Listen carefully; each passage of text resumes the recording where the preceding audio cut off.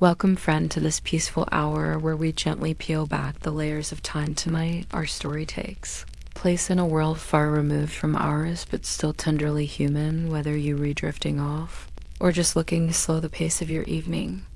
I am grateful you're here. I do love to hear where you re-listening from what city or country and what time it is as you press play. It always amazes me how history can bring strangers together if this kind of calm. Historical storytelling brings you peace. Consider subscribing. We have many more stories to lull us into the quiet night, but first let me share something that will blow your mind. The average age for a girl to be married in medieval times wasn't 18 or even 16. In some regions, girls as young as 12 were considered ready for marriage, and the wedding night that followed was often their first and sometimes final encounter with the brutal realities of adult life. This isn't some distant historical footnote we can brush aside. This was the lived reality for millions of women across centuries of human history. Now, you might be thinking surely the wealthy had it better, right, wrong. If anything, the stakes were even higher for noble families, where a single wedding could determine the fate of entire kingdoms, and the bride was often nothing more than a pawn in a deadly game of political chess. Why medieval weddings were so brutal part. One, let's start with the most disturbing aspect of medieval marriages, the children involved in medieval Europe. The concept of childhood, as we understand it today, simply didn't exist. Children were viewed as small adults, and girls in particular were seen primarily through the lens of their reproductive potential.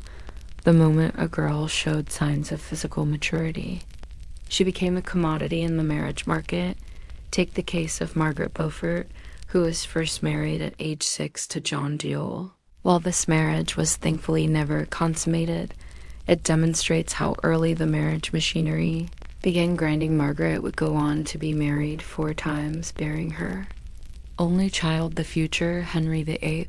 When she was just 13 years old, birth was so traumatic that she never had another child, despite 3 subsequent marriages. But Margaret's story, while tragic, was actually considered fortunate by medieval standards. She survived childbirth, which was far from guaranteed. For many young brides, their wedding day marked the beginning of a countdown to their death in childbirth. The medieval period saw maternal mortality rates that would horrify us today.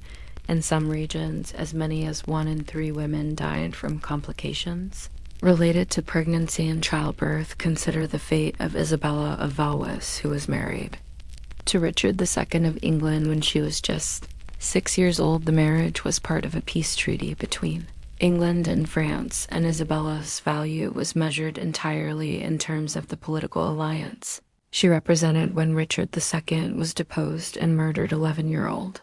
Isabella found herself a widow, immediately thrust back into the marriage market as a valuable political asset. The wedding ceremonies themselves were often elaborate affairs, but not for the reasons you might think these were.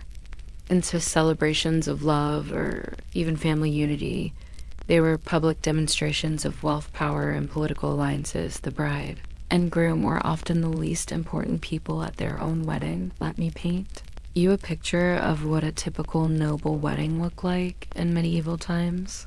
The bride would be dressed in the finest clothes her family could afford, not because it was her special day, but because her appearance reflected directly on her family as status and wealth. Every detail of her outfit, from the fabric to the jewelry, sent a message about her family as political connections and financial resources.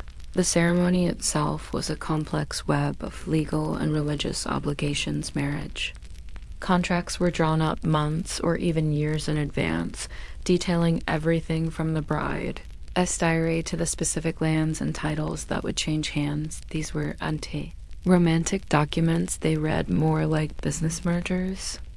Black Grouse. We are back in the medieval period, and it's time for another installment of our series on disgusting things that were normal in the Middle Ages. And today we're looking at something every bit as grim and upsetting as the last: the dark reality of medieval weddings. Weddings, especially your own, are supposed to be happy occasions.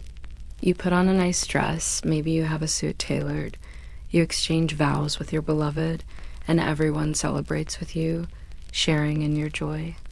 Well, that's how it's supposed to be anyway, because believe it or not, the wedding experience in the medieval world was nothing like the weddings we know today. For starters, the religious ceremony we associate with weddings was often much less important than the legal and political aspects of the union. Marriages were arranged for a variety of reasons, usually having to do with consolidating power or forming alliances between families or kingdoms. The church's role was to legitimize what was essentially a business transaction, providing divine sanction for arrangements that had been made for entirely worldly reasons. Sometimes the bride and groom barely knew each other and had no say in the match, such as when two heads of state agreed to a marriage alliance before their children were born. In fact, children were sometimes betrothed before they were even out of their cradles. And even when marriages were more a matter of love than politics, the ceremony itself was still very different from what we're used to today. For example, the vows exchanged in medieval weddings typically only promised obedience and faithfulness, not necessarily everlasting love. And even the concept of a first kiss wasn't common until the 19th century. But the biggest difference between medieval weddings and modern ones is that the wedding night was really just the beginning of the marriage. And in the medieval period, the wedding night was a terrifying prospect for most young girls. No matter how loving and supportive a medieval marriage might be, the groom had certain rights and privileges that his wife could not deny him, regardless of her own desires. And those rights began with the consummation of the marriage on the wedding night, which was rarely a gentle and romantic affair. What exactly happened on a medieval wedding night depended on a number of factors, including the ages of the bride and groom, their social status, and even the prevailing attitudes toward sex in their particular region or time period. But one thing was always certain: the bride would have no say in the matter. See, when a woman married in the medieval period, she effectively became property of her husband. She lost the right to make decisions about her own body or her own life, and entered into a legal and religious state of total submission. Remember that the concept of consent as we understand it today did not exist. A wife was obligated to accept her husband's advances whenever he chose to demand them. But why? Why were medieval grooms given such extreme rights over their brides? Well, the answer lies in the purpose of marriage during the Middle Ages. As we've discussed in previous videos, marriage was primarily an institution for the production of heirs, specifically male heirs. It was crucial for the continuation of one's bloodline, both for the sake of producing legitimate heirs and for upholding the patriarchal system that gave men control over their wives and their children. Men also needed to ensure that the child was really theirs to inherit. After all, if the child wasn't his, he would be raising his rival. So medieval grooms had a strong incentive to make sure their wives were virgins before marriage, and they expected their partners to be pure and unblemished vessels, ready to be filled. But virginity was not really the issue. There was no expectation that a woman would remain a virgin after marriage. In fact, the opposite was true. Men wanted their wives to lose their virginity because that's how they could prove that the child was really theirs. So, what did men expect on their wedding night? They expected sex. And they expected it immediately, no matter how young or unwilling their bride might be. Most women were married off in their teens, and many were wed even younger. Marriages between older men and young boys were also fairly common, and none of these young brides had any real experience with sex or intimacy. Imagine being 12 years old, and on your wedding night, the person you've just married strips off your clothes and forces himself upon you. This was not an uncommon occurrence during the Middle Ages. In fact, it was the norm. Medical texts from the period include advice to new husbands on how to break in their young wives. Talk about dehumanizing. Medical texts from the period also reveal a shocking acceptance of what we would today recognize as sexual assault and abuse. They discuss injuries commonly sustained by young brides, injuries that speak to the physical trauma these young women endured. Think bruises, cuts, scratches, and even broken bones. One can only imagine the pain and suffering these poor girls went through. And it wasn't just their bodies that suffered. The psychological trauma was equally devastating. Imagine being a child torn from everything familiar, married to a stranger, and then subjected to violence and abuse with no possibility of escape. Many young brides never recovered from this initial trauma and spent the rest of their short lives in a state of depression and fear that medieval medicine was powerless to address. But the wedding night was only the beginning. Medieval marriages were also characterized by an ongoing cycle of pregnancy, childbirth, and recovery that often proved fatal. Women were expected to produce children, particularly male heirs, as quickly and as frequently as possible.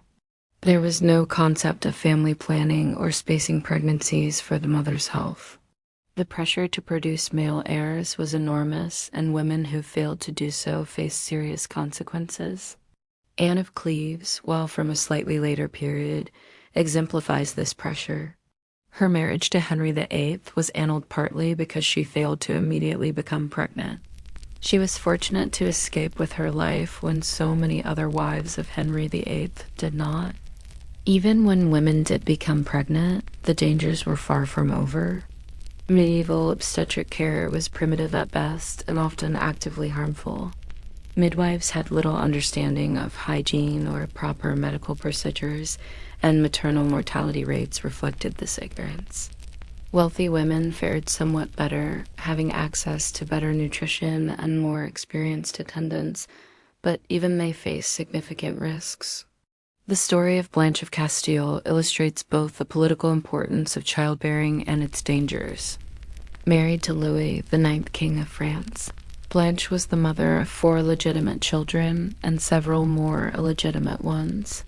Her frequent pregnancies were undoubtedly difficult and dangerous, but Blanche's story had a happy ending compared to so many other medieval women. She died giving birth to her 4th child, but her husband wasted no time finding a replacement.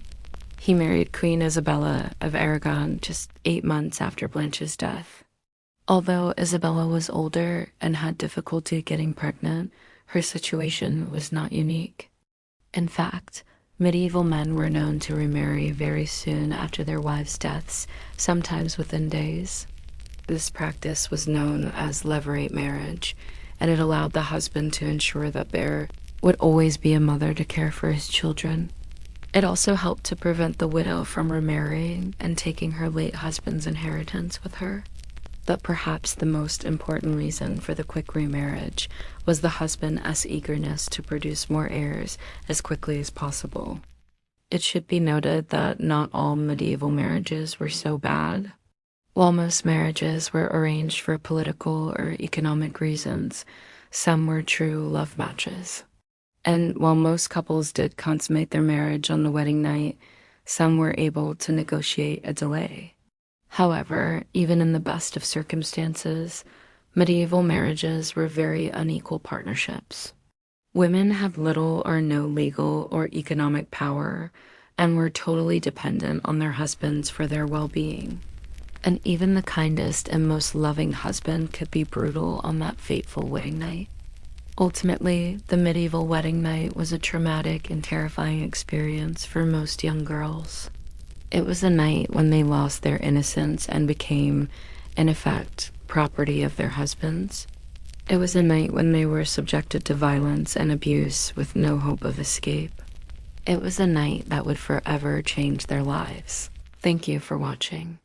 If you enjoyed this video, please hit the like button and subscribe for more historical tales. And remember to follow us on social media for even more. There has never been a time in human history where we haven't gotten hitched. But what did marriage look like over the centuries? How did the institution evolve throughout history? From arranged child marriages to shotgun weddings, Let's take a closer look at how our ideas of marriage developed through the ages. Welcome to my channel. Today, we're talking about one of the most fundamental aspects of human relationships and possibly one of the most stressful, marriage. Before we dive in, be sure to subscribe so you never miss an episode.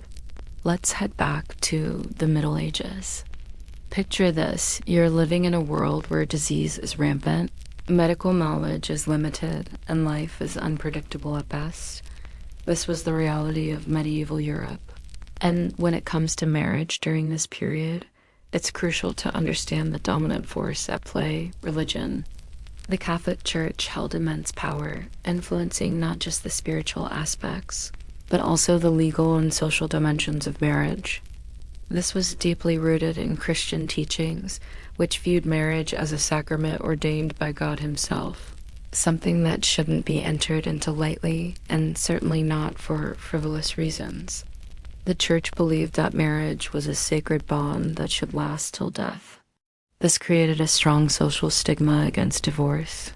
Ending a marriage was seen as going against the divine order, making it very difficult to dissolve a marriage. Now, let's talk about the realities of medieval marriage. This wasn't a fairy tale. It was often a tough and sometimes tragic part of people's lives, especially for women. Let's focus on one remarkable woman, Seven of France Bloom. She managed to give birth to an astonishing 12 children, a feat that cemented her status and gave her considerable influence. But this accomplishment came at a tremendous physical cost. Much of her adult life was spent either in pregnancy, recovering from childbirth, or mourning children who died in infancy. For every success story like Blanche's, there were countless others who weren't as fortunate. Medieval records are filled with stories of women who died in childbirth after having produced several children. These deaths, while tragic, weren't seen as major tragedies. They were considered unfortunate but expected occupational hazards for women. And what about the children born into these marriages? Their lives weren't any easier. Infant mortality rates were incredibly high. Some estimates suggest that as many as half of all children died before reaching adulthood. Those who survived often found themselves trapped in the same brutal cycle that took their mothers. Girls were typically married as soon as they reached physical maturity, ensuring the continuation of the cycle. This created a society where women were valued primarily for their reproductive capacity and political connections. Their individual desires, dreams, and well-being took a back seat to these roles. But that's not all. There was more to this dark reality. Under medieval law, women had almost no rights once they married. They couldn't own property, couldn't enter into contracts, and couldn't even leave their husbands without permission. Divorce was practically impossible, available only in the rarest of circumstances, and usually only to men of significant political power. This lack of legal rights meant that women had no way out when faced with abuse, neglect, or abandonment. They were trapped in marriages that might be physically, emotionally, or sexually abusive, with little to no hope for escape. The Church's teaching that marriage was a dissolvable sacrament further reinforced this hopeless situation. The idea that a marriage bond couldn't be broken only made the trap more suffocating. Imagine being trapped in a marriage with no rights, no control over your own life, and no way out. That was the reality for many medieval women. But why did they stay? The answer lies in the social norms and pressures of the time. Leaving a marriage went against everything the society stood for. Women were expected to be submissive and obedient wives, and abandoning a marriage could bring shame and disgrace not just upon her, but also her family. However, there were rare cases of women resisting or escaping these oppressive marriages. Take the story of Christine de Pizan, a 5th-10th century Italian author. Her works often champion women's rights and equality, reflecting a growing discontent with the societal norms that sought to confine women to domestic roles. Similarly, there were instances of men resisting the traditional gender roles. Think of figures like John Alhaz. An English man who in the late Middle Ages dressed as a woman and worked as a barber, a profession not typically associated with men of his social standing. His actions, though seemingly mundane, challenged the rigid gender norms of the time. While these examples offer glimmers of resistance, they were far from the norm. The vast majority of people, both men and women, were trapped within the confines of a system that offered little hope for change. Now, let's switch gears and shift our focus to another aspect of medieval marriage, the infamous dowry. This custom was a significant part of the marriage process, often representing more than just a financial exchange. It was a reflection of the value society placed on women and the lengths to which families would go to ensure their daughters' futures. A dowry was a sum of money or property brought to a marriage by the bride's family.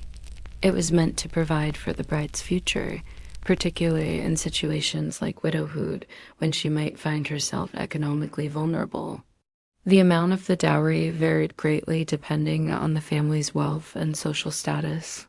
A wealthy family might provide a substantial amount of money or property, while a poorer family might offer what little they had. But the dowry wasn't just about providing for the bride's future. It was also a way for families to negotiate advantageous matches for their daughters.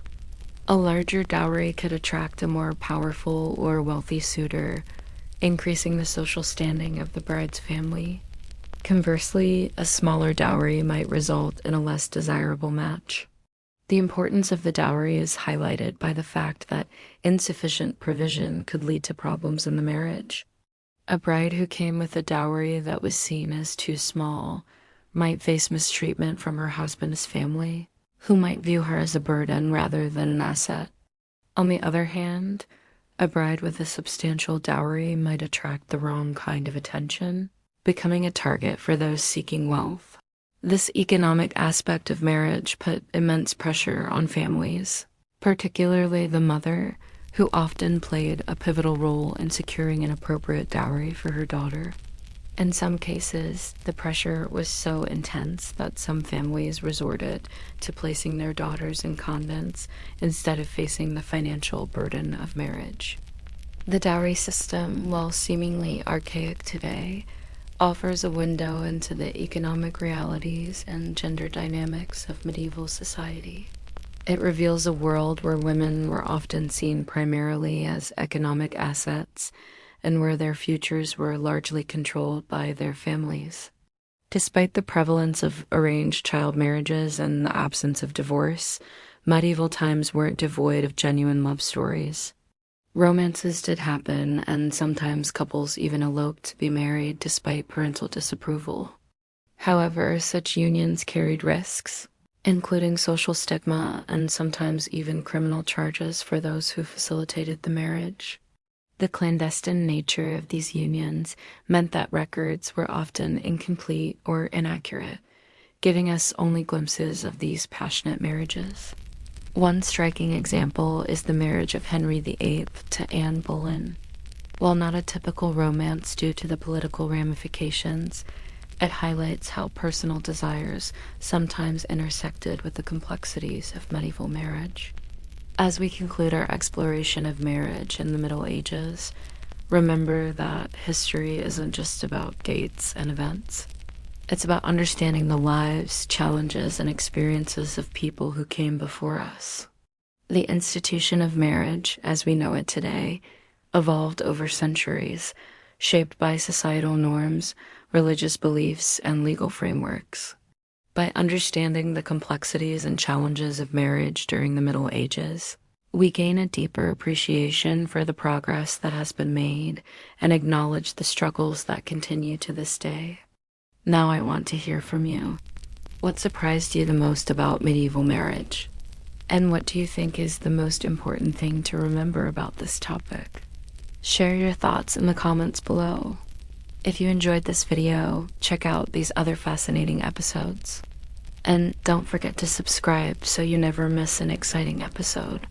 Thanks for joining me on this journey through time.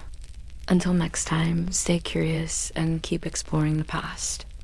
Weddings are supposed to be a joyous occasion, a celebration of love, commitment, and the creation of a new life together. However, when we turn back the clock to the Middle Ages, the picture that emerges is far from the romantic notion of weddings we might have today. Instead, we encounter a dark and disturbing reality where weddings were often a traumatic experience, a transaction of power, a stark reminder of the brutal societal norms that prevailed during that era. The most alarming aspect of medieval weddings was the shockingly young age at which girls were married. This wasn't a rare occurrence or an isolated practice. It was a widespread custom across different regions and social classes. At the heart of this disturbing trend lay a combination of factors, all contributing to a culture where child marriage was not just accepted but encouraged. One of the primary reasons for the early marriage of girls was the emphasis on their virginity. In medieval society, a girl's value was largely determined by her virginity and her ability to produce heirs. As a result, parents felt compelled to marry off their daughters as soon as they reached a marriageable age, ensuring their virginity before they entered into wedlock. Marrying young girls also served political and economic purposes. Alliances between families were often solidified through these unions, creating complex webs of relationships that transcended individual choice. Marriages were often arranged to secure advantageous political connections or to consolidate wealth and property within families. The brutal reality was that girls had little say in the matter. They were often married off without their consent or even knowledge, becoming pawns in a game of power and strategy. But the implications of this went far beyond the individual girl.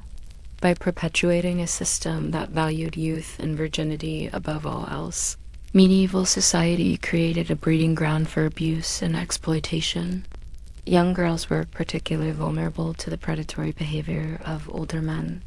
And when a girl's value was primarily tied to her virginity, any violation of that virginity could have severe consequences for her. In such an environment, the institution of marriage, which was supposed to be a sanctuary of love and companionship, became a site of fear and subjugation. As we delve deeper into the dark reality of medieval weddings, we must confront the disturbing truth that the innocence of childhood was often sacrificed at the altar of tradition and societal norms. When discussing medieval weddings, it is important to recognize that there was a monolithic tradition that applied to all places and times. Medieval Europe spanned over 1,000 years and included various cultures and regions. Wedding customs varied significantly depending on factors such as geography, religion, and social class. For example, while elaborate church ceremonies were common in Christian areas, particularly in France, England, and Italy, other regions with strong Islamic influences, such as Spain and Sicily, had different marriage rituals that took place in mosques or private homes. Similarly, weddings among the nobility differed greatly from those of the common folk. The upper classes could afford lavish celebrations with extensive feasts, live entertainment, and intricate displays of wealth and power. Meanwhile, peasant weddings were more modest affairs, often involving simpler ceremonies and limited festivities. Furthermore, the role of the church in marriage played a crucial role in shaping wedding traditions. As Christianity became the dominant religion in Europe, the influence of the church on marriage increased. Weddings began to take place in churches, followed by elaborate religious ceremonies that placed a strong emphasis on the spiritual aspects of the union. However, it is important to note that the Catholic Church didn't have a uniform set of rules or regulations regarding weddings. Local customs and the decisions of individual priests or bishops could significantly affect how weddings were conducted. Despite these variations, some common threads can be identified across medieval European weddings. The importance of family and community, the display of wealth and status, and the emphasis on fulfilling one's duty were central themes in many medieval wedding celebrations. While the details differed, the overarching purpose of weddings remained consistent: uniting families, solidifying alliances, and ensuring the continuation of bloodlines. So when we talk about medieval weddings, it's essential to avoid painting with too broad a brush. Each region and community had its own unique way of celebrating this significant event. To truly understand the full scope of medieval wedding traditions, we must delve into the specific details of particular places and times, acknowledging the rich diversity that existed across this vast historical period. While the concept of romantic love has become a cornerstone of modern weddings, in medieval Europe, marriages were primarily seen as a means to fulfill social, economic, and political obligations rather than a union based on affection. The idea of choosing a partner based on love was considered frivolous and impractical. Marriages were arranged by parents or guardians who prioritized factors such as wealth, social status, and political alliances when selecting a spouse for their child. Love and compatibility were not seen as essential criteria for a successful marriage. In fact, the institution of marriage in medieval Europe was deeply rooted in tradition and custom. It was a highly ritualized and symbolic event that served to reinforce societal norms and values. The ceremony itself was often elaborate and solemn, emphasizing the gravity and importance of the union. The vows and rituals were designed to signify the transfer of the woman from her father as household to her husband, legally and socially marking her transition to a new family and role. Moreover, medieval society had strict expectations regarding the roles and responsibilities of husbands and wives. Husbands were expected to be the heads of their households, providing for the needs of their family and making important decisions on behalf of the household. Wives were expected to be subservient to their husbands, managing the household, bearing children, and providing domestic support. These rigid gender roles left little room for the kind of emotional intimacy and equality that we associate with modern romantic partnerships. Consequently, the focus on duty and obligation rather than love and romance resulted in marriages that were often devoid of the passion and emotional connection we idealize today. The absence of romantic love as a basis for marriage in medieval Europe highlights the stark contrast between then and now, reminding us of how far societal norms and values have evolved over time. Medieval marriages were not merely transactional, but were deeply embedded in a power dynamic that favored men and the patriarchy. Men held greater power not only in the institution of marriage, but also in society at large. This inherent power imbalance permeated every aspect of married life, shaping the dynamics between husbands and wives and reinforcing traditional gender roles. Men were often seen as the dominant partners, entitled to unquestioning obedience and subservience from their wives. They had the right to control their wife's actions and decisions, limiting their autonomy and agency within the marriage. Husbands could enforce their dominance through physical force, legal authority, and social pressure, creating an environment where wives were expected to comply without resistance. This patriarchal structure was deeply ingrained in medieval culture, supported by religious doctrines, legal systems, and societal norms. The subordination of women was considered natural and necessary, and any deviation from the expected behavior was met with severe consequences. For instance, if a wife resisted her husband's authority or did not fulfill her domestic duties, she could face accusations of witchcraft or heresy, further consolidating the power of men within the marriage. These power dynamics created a climate of fear and oppression for women, trapping them in a cycle of subordination and dependence. Their voices were often silenced, their opinions disregarded, and their rights and autonomy stripped away. The patriarchal nature of medieval marriage serves as a stark reminder of the historical context from which modern notions of gender equality and individual rights have emerged.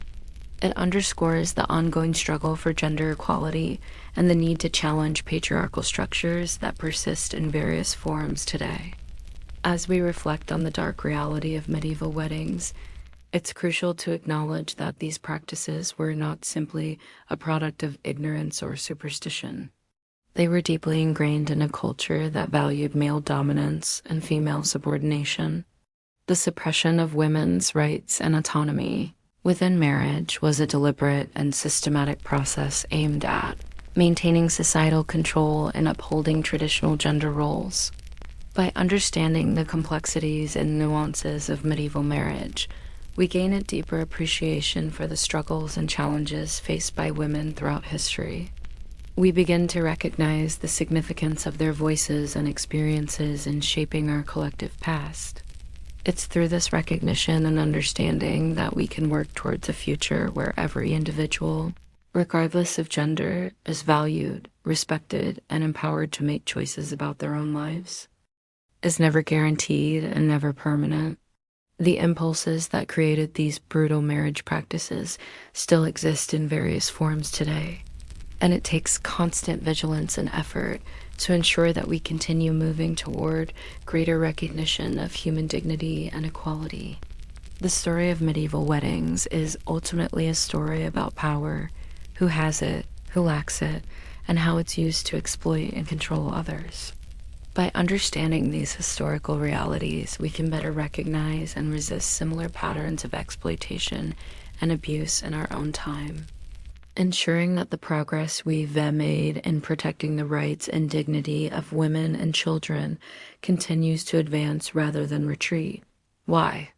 Medieval weddings were so brutal, Part 2. In the previous episode, we covered the dark side of medieval wedding celebrations, exposing the grim realities that lay beneath the seemingly joyous festivities. We discussed how weddings served as a backdrop for power struggles, financial transactions, and the objectification of women and children. Today, we delve deeper into the harrowing experiences of those trapped within these unions, shedding light on the physical, emotional, and societal abuses that defined medieval marriages. Join us as we continue to uncover the disturbing truths about medieval weddings and their lasting impact on individuals and communities.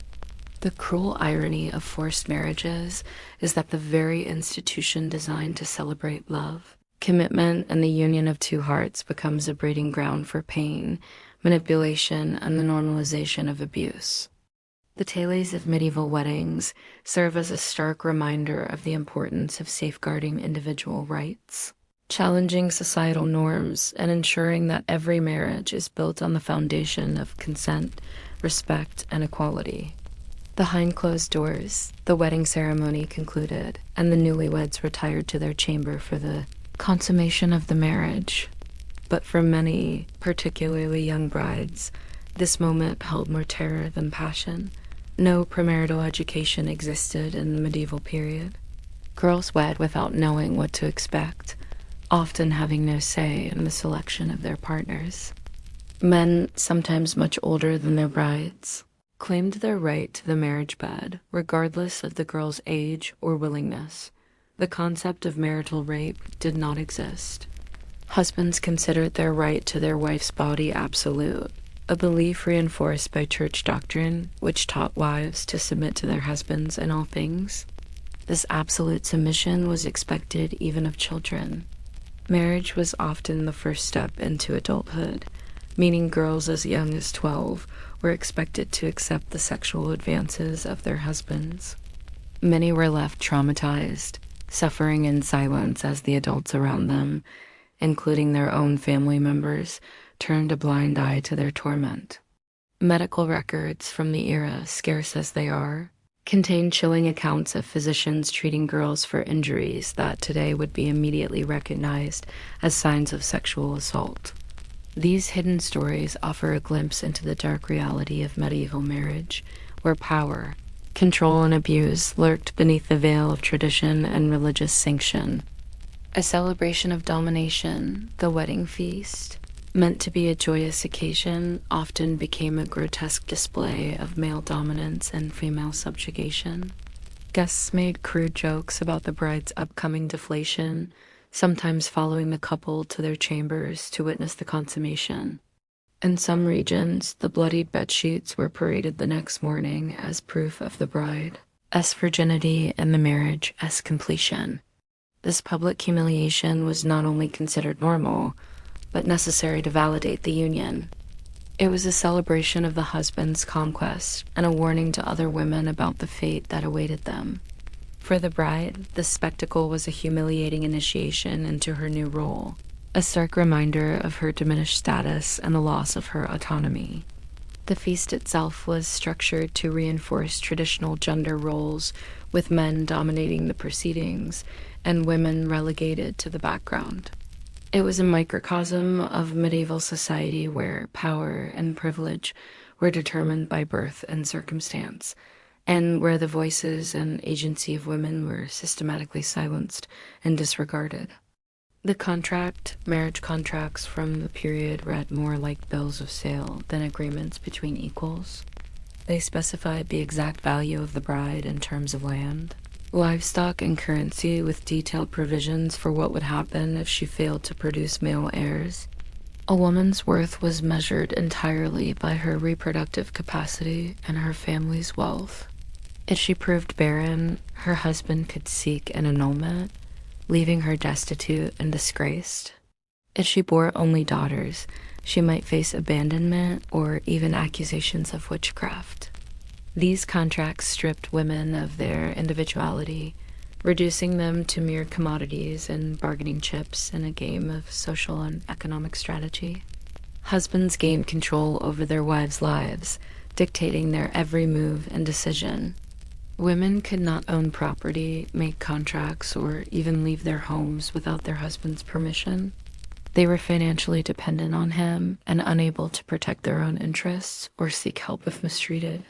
This power imbalance allowed for the perpetuation of abuse and made it difficult for women to escape unhappy or abusive marriages. Daily life. The illusion of love and companionship was shattered as soon as the wedding festivities ended. For many men, their interest in their new wife was solely focused on securing an heir and continuing his bloodline. Women were treated as vessels for procreation rather than partners in marriage. Husbands often chose their wives based on specific physical traits, such as large breasts, which they believed would ensure fertility.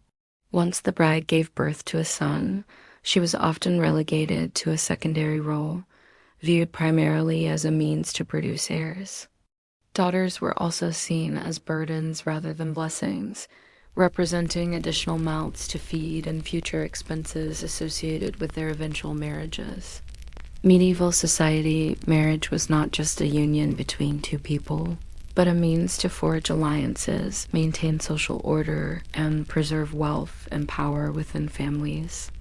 Marriages were often arranged by parents or guardians with little regard for the feelings or compatibility of the individuals involved. Love matches were rare, and when they did occur, they often faced significant opposition from family and society. The pressure to conform to societal norms and expectations led to countless unhappy marriages where individuals were forced to choose partners based on external factors rather than love or personal preference. Violence and abuse, the veil of sanctity that covered marriage in medieval times, did little to protect women from the horrors that awaited them within the sacred bond of matrimony. Violence against women was not just tolerated, it was normalized and even encouraged. Men justified their actions by claiming the right to discipline their wives, often resorting to physical abuse as a means of control and punishment. The emotional and psychological scars inflicted during these violent acts were often ignored or dismissed, with society turning a blind eye to the suffering endured by countless women.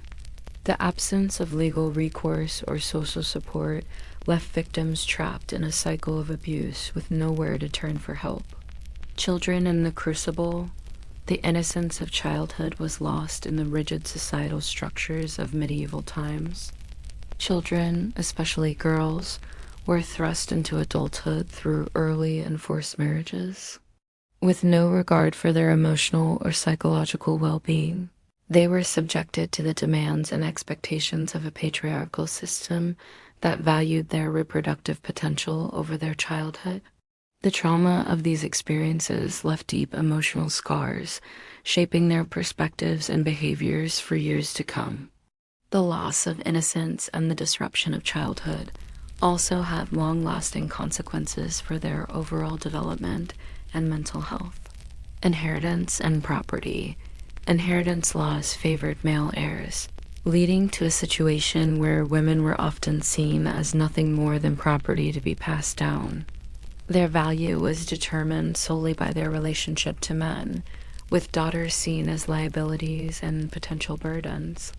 To mitigate this risk, families resorted to marrying off their daughters at a young age, ensuring they would be under the control of another household and potentially alleviate the financial strain of supporting an unmarried daughter. This practice not only robbed girls of their childhood, but also subjected them to the whims and decisions of their fathers and society, stripping them of any sense of autonomy or control over their own lives.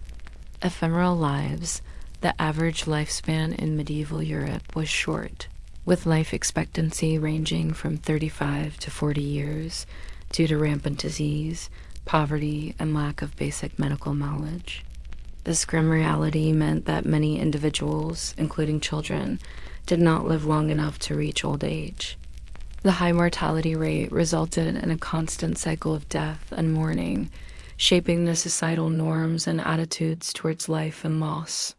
The brevity of life in medieval Europe serves as a stark reminder of the fragility of existence and the challenges faced by those living in times of limited medical understanding and widespread disease. Ensuring equality as we reflect on the dark history of medieval weddings, it is essential to acknowledge the systemic issues that allowed such practices to persist and thrive. Challenging societal norms. Questioning traditional practices and advocating for individual rights are crucial steps towards creating a more equitable and compassionate world. By confronting the uncomfortable realities of our past, we can work towards a future where love, respect, and equality are at the forefront of our collective consciousness. The quest for equality and justice is an ongoing journey that requires continuous effort, dialogue, and a willingness to confront uncomfortable truths. By working together, we can strive to create a world that values and protects the dignity of all individuals, ensuring that every voice is heard. Every life is cherished, and every marriage is built on the foundation of mutual respect and consent. Thank you for joining us as we continue to shed light on the forgotten stories and experiences of those who came before us. Remember, education is the key that unlocks the doors to a better future. Keep learning, keep questioning, and keep inspiring positive change in our world. Until next time, let the pursuit of knowledge and equality guide your path. In the captivating realm of medieval history, there's a lot of attention given to valiant knights, fierce battles, and the intrigues of the royal courts. But amidst all this pageantry and drama, there's a darker narrative that often gets overlooked. The brutal reality of marriage during the Middle Ages. It's a story of power, control, and the struggle for autonomy. When we think of marriage, we tend to picture a union of two people in love, a bond of equality and companionship. But in medieval Europe, marriage was a very different institution. For most, it wasn't a partnership, but a transaction, a means to secure alliances and perpetuate bloodlines. And for women, it was a journey into a world of rigid rules and harsh realities. Welcome to our channel, where we bring you the craziest and weirdest facts from human history. Some of the things discussed in this video may be offensive or disturbing. Viewer discretion is advised. The medieval period, spanning from the 5th to the 15th century, was a time of profound transformations in Europe. Feudalism was the dominant social system, and land ownership was the key to power. This feudal hierarchy trickled down into every aspect of life, including marriage. Marriages were meticulously arranged by parents or guardians, prioritizing financial security and social standing over love or compatibility. For women, marriage was a transition from one form of dependency to another.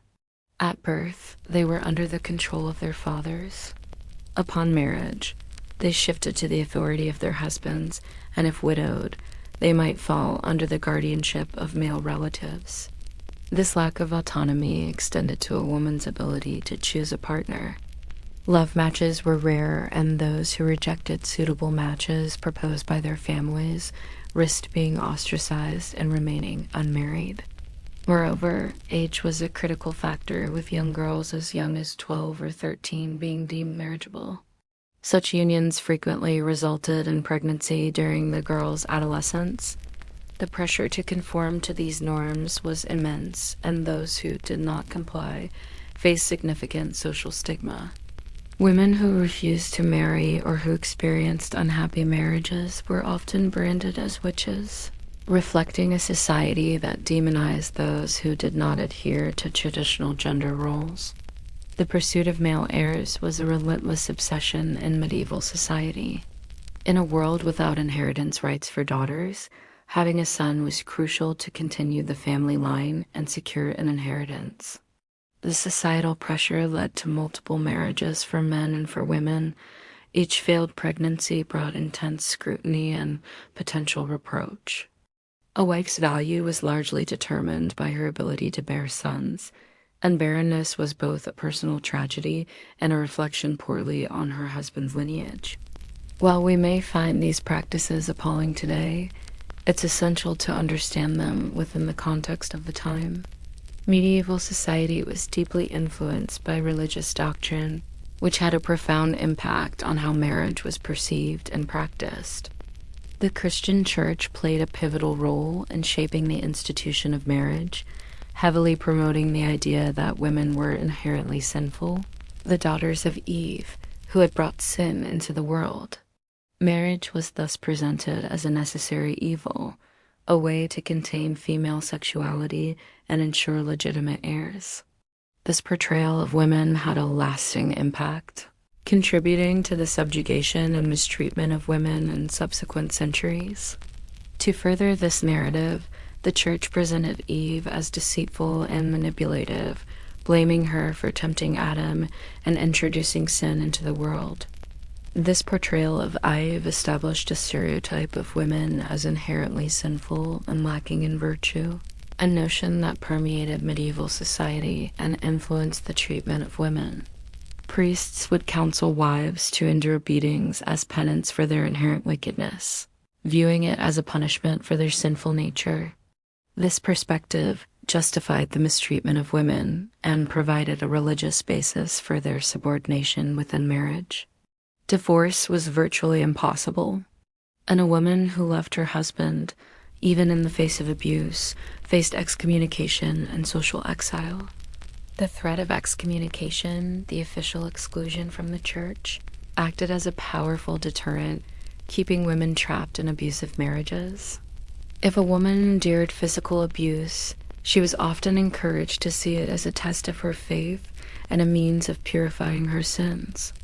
The religious authorities discouraged women from seeking separation or divorce, viewing it as a disruption of the sacred bond of marriage.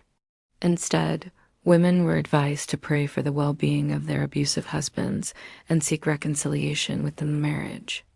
The psychological trauma inflicted by these marriages was immense, though rarely documented. Letters and diaries from literate noble women hint at the desperation many felt.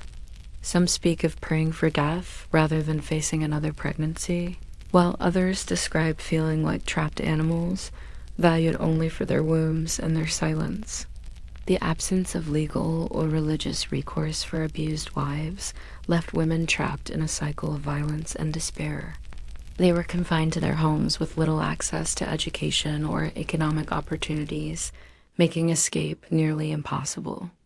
The concept of companionate marriage, where spouses might find friendship or even love, was not just rare but actively discouraged as a dangerous distraction from a woman's duties. The primary purpose of marriage, as repeatedly emphasized by religious authorities, was procreation and the management of a household. Encouraging affection between spouses was seen as potentially diverting a woman's attention from her primary marital duties. The idea that a marriage should be based on mutual love and respect was considered heretical, threatening the established social order. Religious leaders actively promoted a view of marriage as a duty and a means to fulfill one as social obligations rather than a bond of love and companionship. While there were isolated cases of women seeking annulments on grounds of physical abuse, these instances were the exception rather than the rule. The prevailing attitude among religious authorities was that a woman's place was in an unhappy marriage, enduring hardship for the sake of her vows and the greater glory of God. Even the few protections that existed on paper were rarely enforced. Canon law technically required consent from both parties, but this consent could be coerced, purchased, or simply fabricated. A girl's yes given under threat of violence or starvation was considered legally binding. Church courts, theoretically available to hear complaints of abuse, were dominated by men who shared the prevailing attitudes about women's roles. Cases of extreme brutality might result in mild censure, but rarely in any meaningful protection for the victim. The economic aspects of medieval marriage were equally brutal. Women brought dowries to their marriages, essentially paying men to take them as wives. Once married, everything they owned became their husband's property. Widows might inherit a small portion of their husband's estate, but only if they remained unmarried. This system ensured that women were economically dependent on men, making it difficult for them to leave abusive situations. The emphasis on the financial worth of women in marriage was a reflection of the commodification of women's bodies. They were seen as objects of exchange, their value determined by their ability to produce heirs and their capacity as laborers within the household. The pressure to remain financially dependent kept women trapped in abusive situations with no means of escape. The wedding ceremony itself was designed to reinforce these power dynamics. The bride was literally given away by her father to her husband like a piece of property changing hands. Wedding vows included promises of obedience that were legally binding. The ring ceremony symbolized the husband's ownership of his wife, much like a brand on livestock. Even the tradition of carrying the bride over the threshold originated from the practice of symbolically capturing her and bringing her into captivity. In conclusion, medieval marriage was a complex web of religious, economic, and social pressures that restricted women's rights and subjected them to significant control and abuse.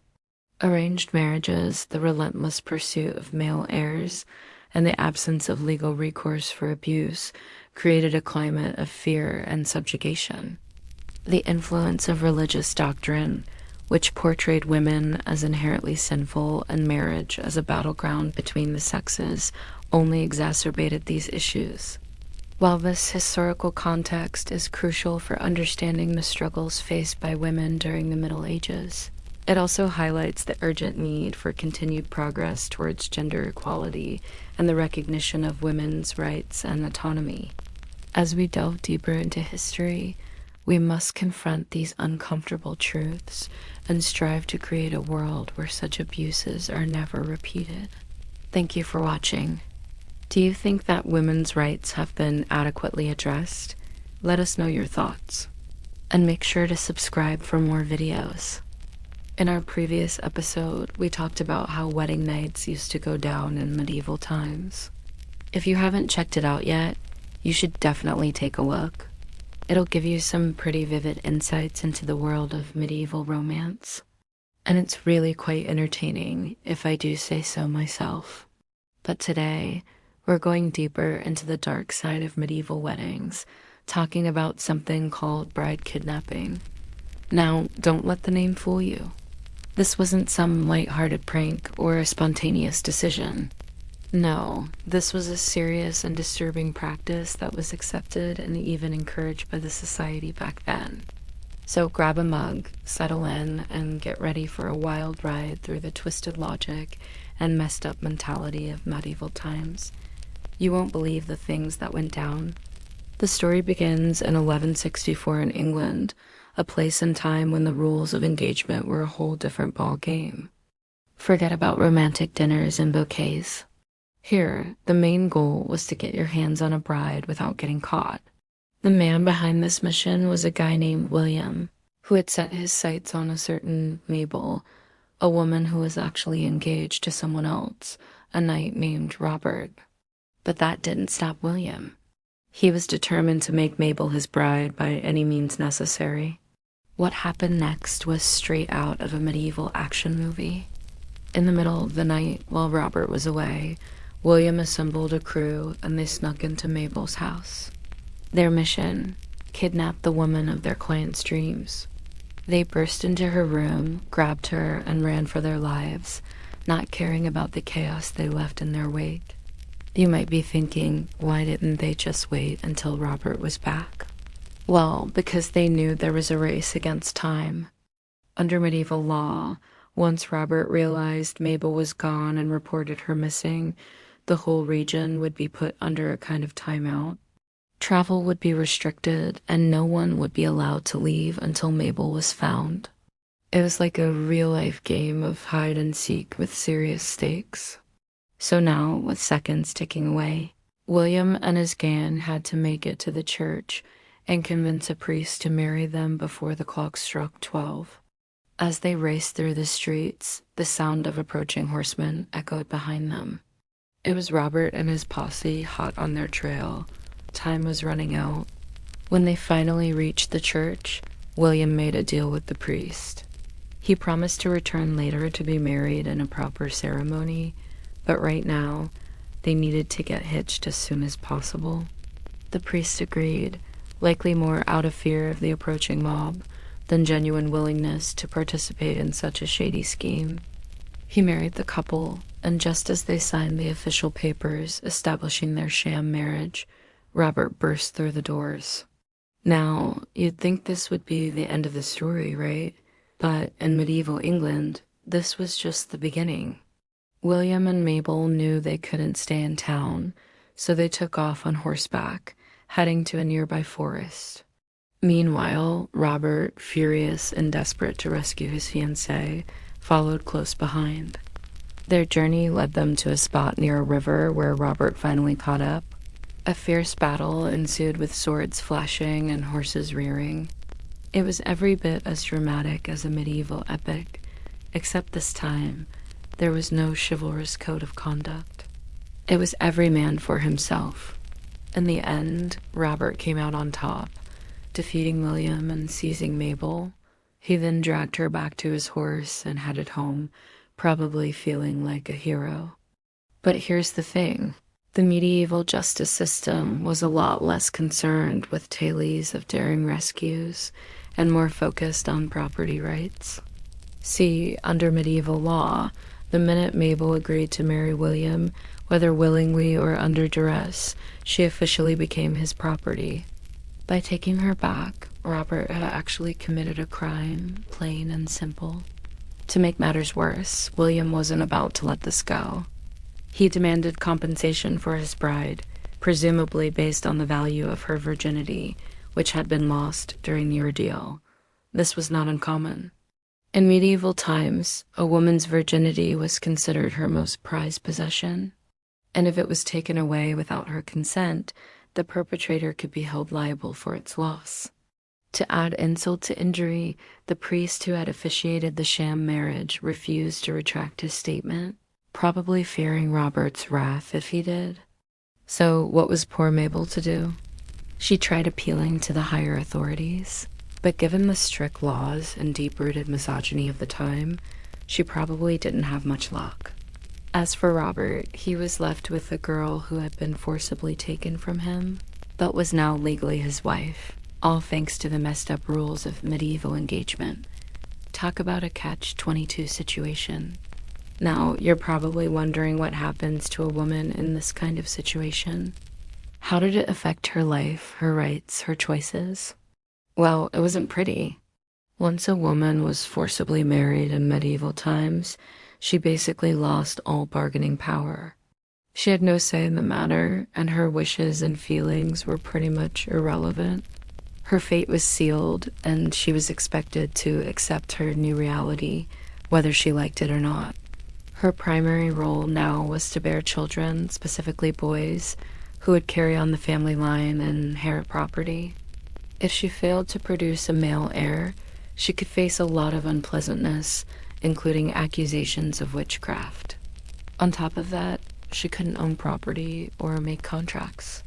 She couldn't even control her own wages if she worked, as everything she had belonged to her husband. The only upside was that she could sometimes, and I mean sometimes, seek refuge with her family if things got too bad. But this option wasn't always available, and it didn't excuse the fact that she had been violated and stripped of her rights. Imagine being in Mabel's shoes. You're engaged to the love of your life, looking forward to a future together. And then out of nowhere, you're kidnapped, forced to marry someone else and taken against your will to a place you've never seen before. You're trapped in a situation with no way out, forced to obey and comply or face the consequences. That's what it was like for women like Mabel, and it was all justified under the guise of tradition and custom. It's hard to comprehend, but back in medieval times, women's bodies were treated like commodities, bought and sold as part of economic and political deals. They had no autonomy over their own bodies, no right to say no, and no right to seek help. They were literally chattel, things to be bartered and traded. This messed up situation was rooted in the patriarchal culture and religious beliefs of the time. Women were viewed as subordinate to men, and their value was mainly determined by their virginity and ability to bear children. The emphasis on virginity led to extreme measures like killing or punishing women for having sex before marriage, even if it was under duress. The story of Mabel serves as a stark reminder of how far we've come in terms of women's rights and bodily autonomy. Today, we have laws and social norms that protect women from such violations, but it wasn't so long ago that these practices were commonplace. If you want to know more about the dark side of history, please subscribe and turn on notifications. Thanks for watching. Medieval Marriage Customs, a dark history of abuse and trauma. To truly understand the dark underbelly of medieval marriages, we must address an aspect of these relationships that has received comparatively little attention, yet it was arguably the most brutal reality for countless women. I am referring to the experience of childbirth in medieval times. It is an aspect of married life that simply cannot be overstated. Without proper medical knowledge or sanitary conditions, pregnancy and delivery were often death sentences. The risks associated with childbirth in the Middle Ages serve as a stark reminder of the fragility of life during that era and the harsh realities faced by women who were frequently left to navigate the perils of motherhood alone. The grim statistics surrounding maternal mortality rates in the Middle Ages are a testament to the dangers posed by childbirth in medieval times. Some estimates suggest that 1 in 4 women died in childbirth, making each delivery a potentially fatal event. This high mortality rate was primarily due to a combination of factors, including a lack of medical understanding, unsanitary conditions, and the limited availability of skilled birth attendants. The dangers associated with childbirth did not end with death, however. For many women who survived the ordeal, they were left physically and emotionally scarred by the experience. Repeated pregnancies and difficult deliveries could leave a woman's body broken and her health permanently compromised. The relentless cycle of motherhood in medieval times, particularly for noble women, contributed significantly to the physical and mental health issues that plagued many. In this social structure, a noble woman might expect to be pregnant nearly continuously from her wedding day until menopause or death, whichever came first. This relentless reproductive cycle, devoid of any personal choice or agency, was not merely a physical burden. It was a psychological torment as well. The toll taken by years of consecutive pregnancies and child rearing on a woman's body is significant and undeniable. The physical strain, exhaustion, and the risk of complications and infections associated with multiple pregnancies could easily lead to a diminished physical state. Moreover, the lack of rest and recovery periods between pregnancies rob the body of essential time to heal and rejuvenate, further exacerbating these issues. This relentless physical strain did not exist in isolation. It was compounded by the socio-cultural norms of medieval Europe, which placed immense pressure on women to conform to strict ideals of femininity and domesticity. Women were expected to not only bear children, but also to manage a household, care for the sick and elderly, and perform various domestic duties, all while enduring the physical toll of multiple pregnancies. But the impact went beyond the physical. The repeated trauma of difficult births and the ever-present threat of death in childbirth took a heavy toll on a woman's mental health. Each delivery was a gamble with life itself, leaving survivors forever marked by the experience. The constant worry and stress associated with carrying multiple pregnancies could lead to severe anxiety and even post-traumatic stress.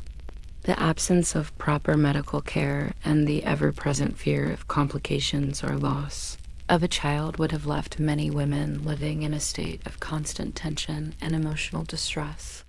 Furthermore, the isolation and lack of support often faced by women during childbirth did not help alleviate this psychological burden. Medieval attitudes towards childbirth viewed it as a necessary but often burdensome aspect of a woman's role. In many cases, women were left to endure the physical and emotional challenges of childbirth alone, without the comfort or assistance of friends, family, or even medical professionals.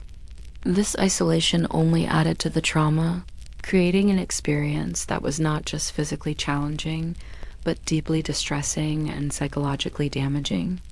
Yet, despite the physical and emotional toll it exacted, medieval society offered few avenues for women to resist or even negotiate the demands of motherhood.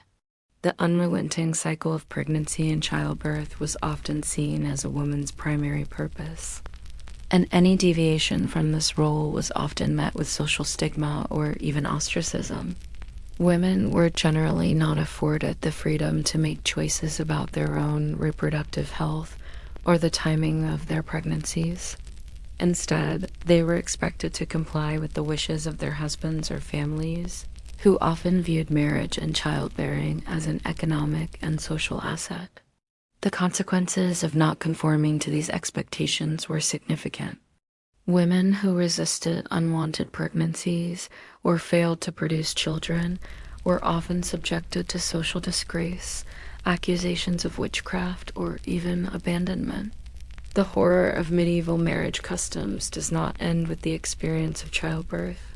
It continues into the realm of sexuality within these unions. For many women, marriage was the beginning of a life of repeated trauma and abuse. Once married, a woman's sexuality became a battleground where she had no say in the terms of engagement. Husbands, in a perverse twist of medieval norms, were often encouraged to treat their wives like children. They were considered too pure and innocent to understand the complexities of adult sexuality. This distorted perception led to a normalization of behaviors that today we would unequivocally term as sexual abuse. Men were advised to coerce their wives into sexual acts, treating them as objects to be used rather than partners to be respected. This grotesque perversion of marital relations reduced women to mere vessels for procreation and denied them the basic human right to bodily autonomy. The notion that women were too pure to handle adult sexuality not only served to justify the abuse, but also perpetuated a culture of shame and silence around female sexuality. This deliberate ignorance around female sexual needs and desires ensured that women were trapped in marriages where their sexual agency was non-existent. In such an environment, consent became a meaningless concept, and women were expected to submit without question to their husbands' demands, regardless of how harmful or traumatic these acts may have been. The pervasiveness of sexual abuse within marriages was further compounded by the societal and religious attitudes of the time. The medieval church, with its emphasis on female submissiveness and its campaign against female sexuality, played a significant role in legitimizing and perpetuating this abuse. By portraying women as inherently sinful and in need of male control, the church created an atmosphere where sexual exploitation was justified in the name of curbing female immorality. Priests regularly preached that women were too weak and sinful to be trusted with their own sexuality, reinforcing the idea that they needed constant male supervision and correction. This religious sanctioning of abuse gave men license to exploit their wives, all in the name of fulfilling their God-given duty. In this climate of abuse and exploitation, women were often left with nowhere to turn for help. Reporting such abuse was not an option, as the very institutions designed to protect and guide them, such as the church, were complicit in the abuse itself. Husbands were frequently shielded by their social standing and the patriarchal norms of the time, making it difficult, if not impossible, for women to seek justice or retribution. The traumatic experiences of women in abusive marriages were compounded by the lack of support or recourse available to them. They were trapped in a cycle of abuse with little hope of escape. The psychological toll of these marriages was as devastating as the physical abuse. Young women were torn from their families and sent to live among strangers who often viewed them with suspicion or hostility. They had no friends to confide in, no family to protect them, and no legal recourse when their husbands abused them. Depression and madness were common among medieval wives, though these conditions were typically attributed to female weakness rather than the traumatic circumstances of their lives. This dark history of medieval marriage customs serves as a stark reminder of the struggles and abuses faced by countless individuals throughout history. It is a testament to the resilience of the human spirit that people manage to survive and even thrive in such oppressive conditions. Recognizing and understanding these dark chapters in our history is crucial in fostering empathy, promoting equality, and ensuring that such atrocities are never repeated. It is a call to action for us to continue the fight against gender-based violence and to work towards a world where every individual is treated with dignity, respect, and autonomy. Thank you for watching. If you enjoyed this video, please hit the thumbs up button and subscribe for more content. Your support means everything to us. This cycle of violence was passed down through generations, creating the foundation for the feudal system's oppressive hierarchy. The legacy of medieval marriage brutality extends far beyond the Middle Ages themselves.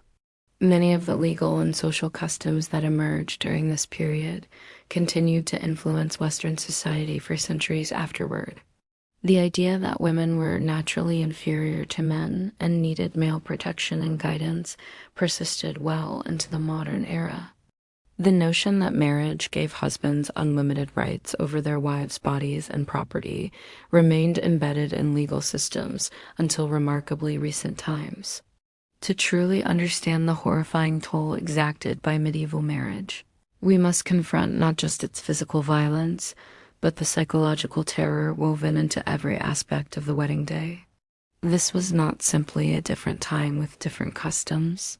It was a systematic form of oppression that inflicted immense suffering on countless individuals. The wedding ceremony itself was often the moment when a young woman's hopes for autonomy and happiness were formally crushed beneath the weight of social expectations and legal constraints.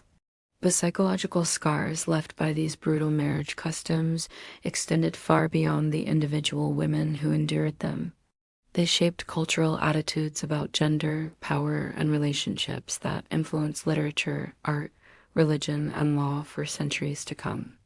During the Middle Ages, the wedding ceremony was less a celebration of love between two people and more of an economic transaction sanctioned by the church and state. The bride had no say in choosing her partner.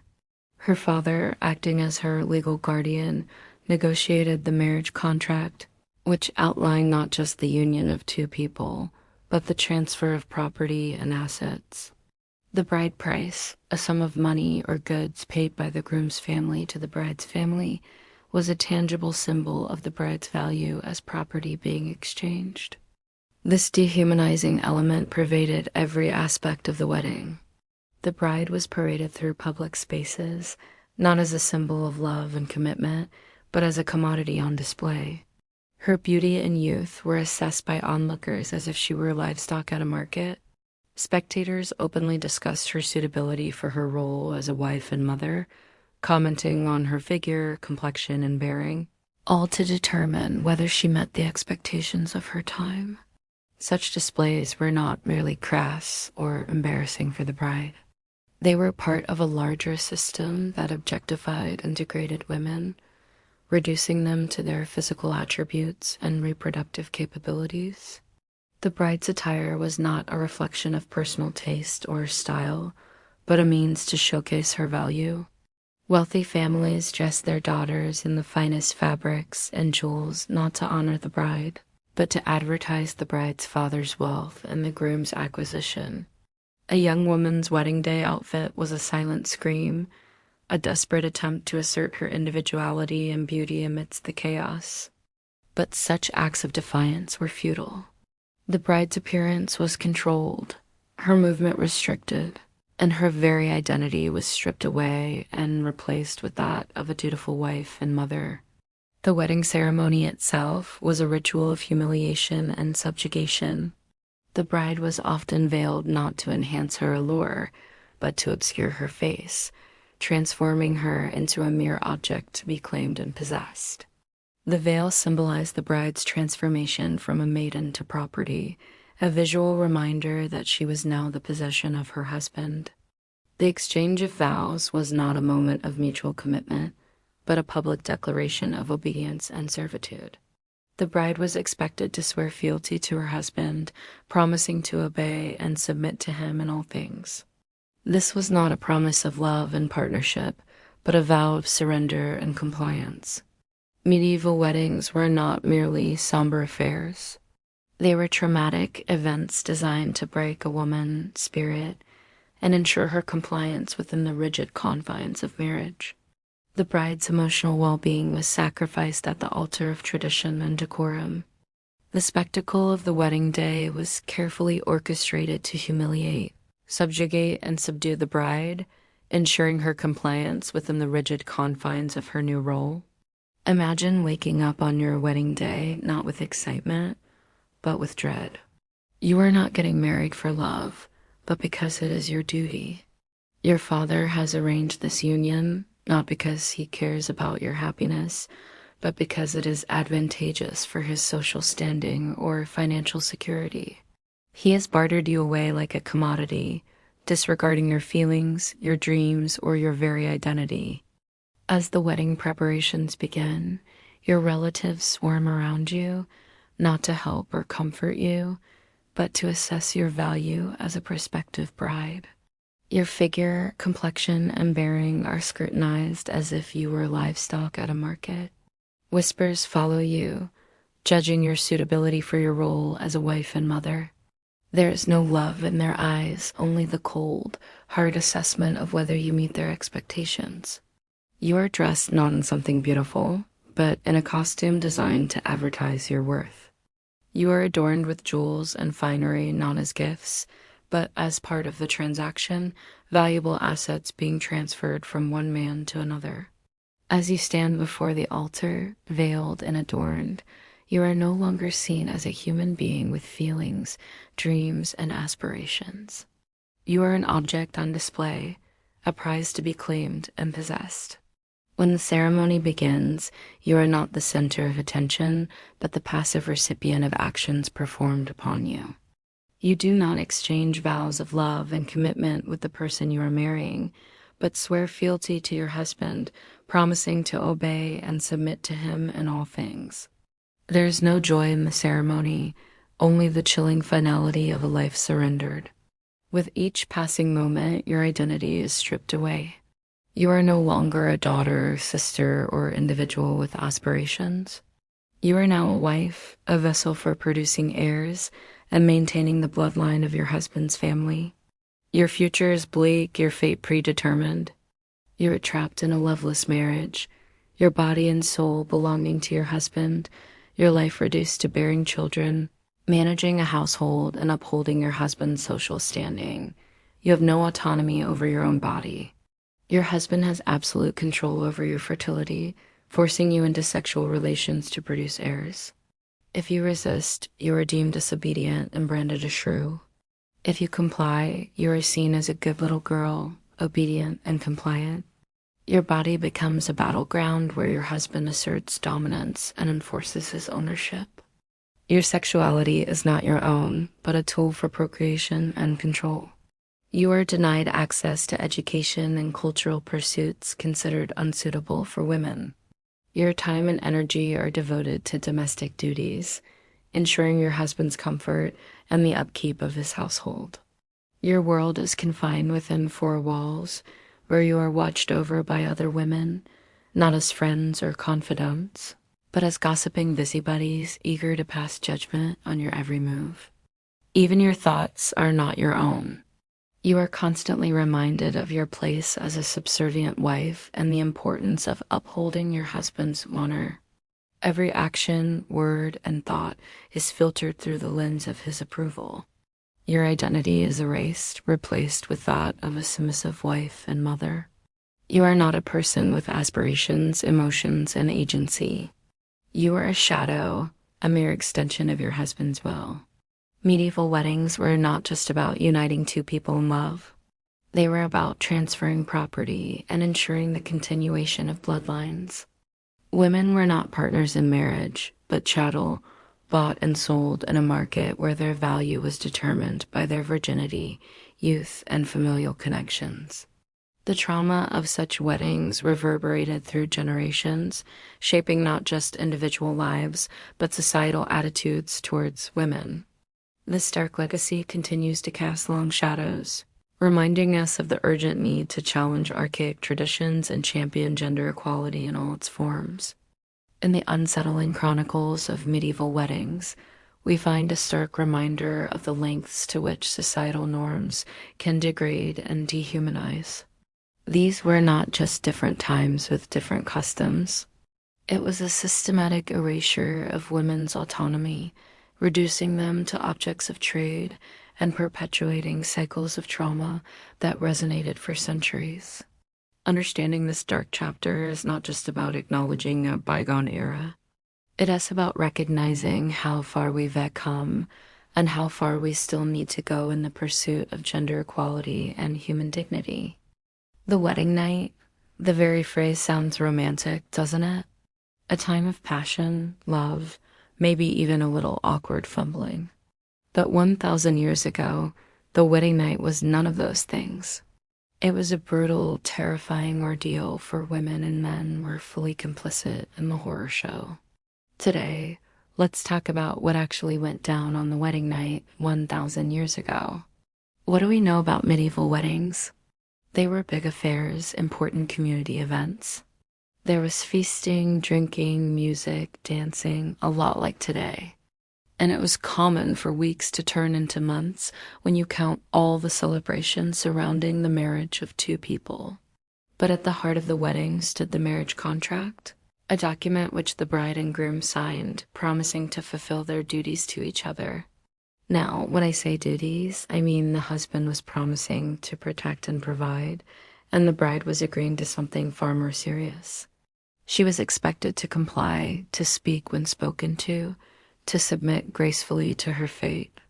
Consider the words of the medieval marriage ceremony itself. The bride was required to vow obedience to her husband, not mutual respect or partnership, but absolute unquestioning obedience. She promised to be bonny and buxom in bed and at board, essentially vowing to be sexually available whenever her husband demanded and to serve his every need. The husband, meanwhile, made no such promises of obedience. His vows were about protection and provision, casting him as the benevolent master of a grateful servant. The symbolism of the ceremony was equally brutal. The bride was literally handed from one man to another, like property from father to husband. The wedding ring was not a symbol of mutual commitment, but a mark of ownership, much like the brand on cattle or the collar on a dog.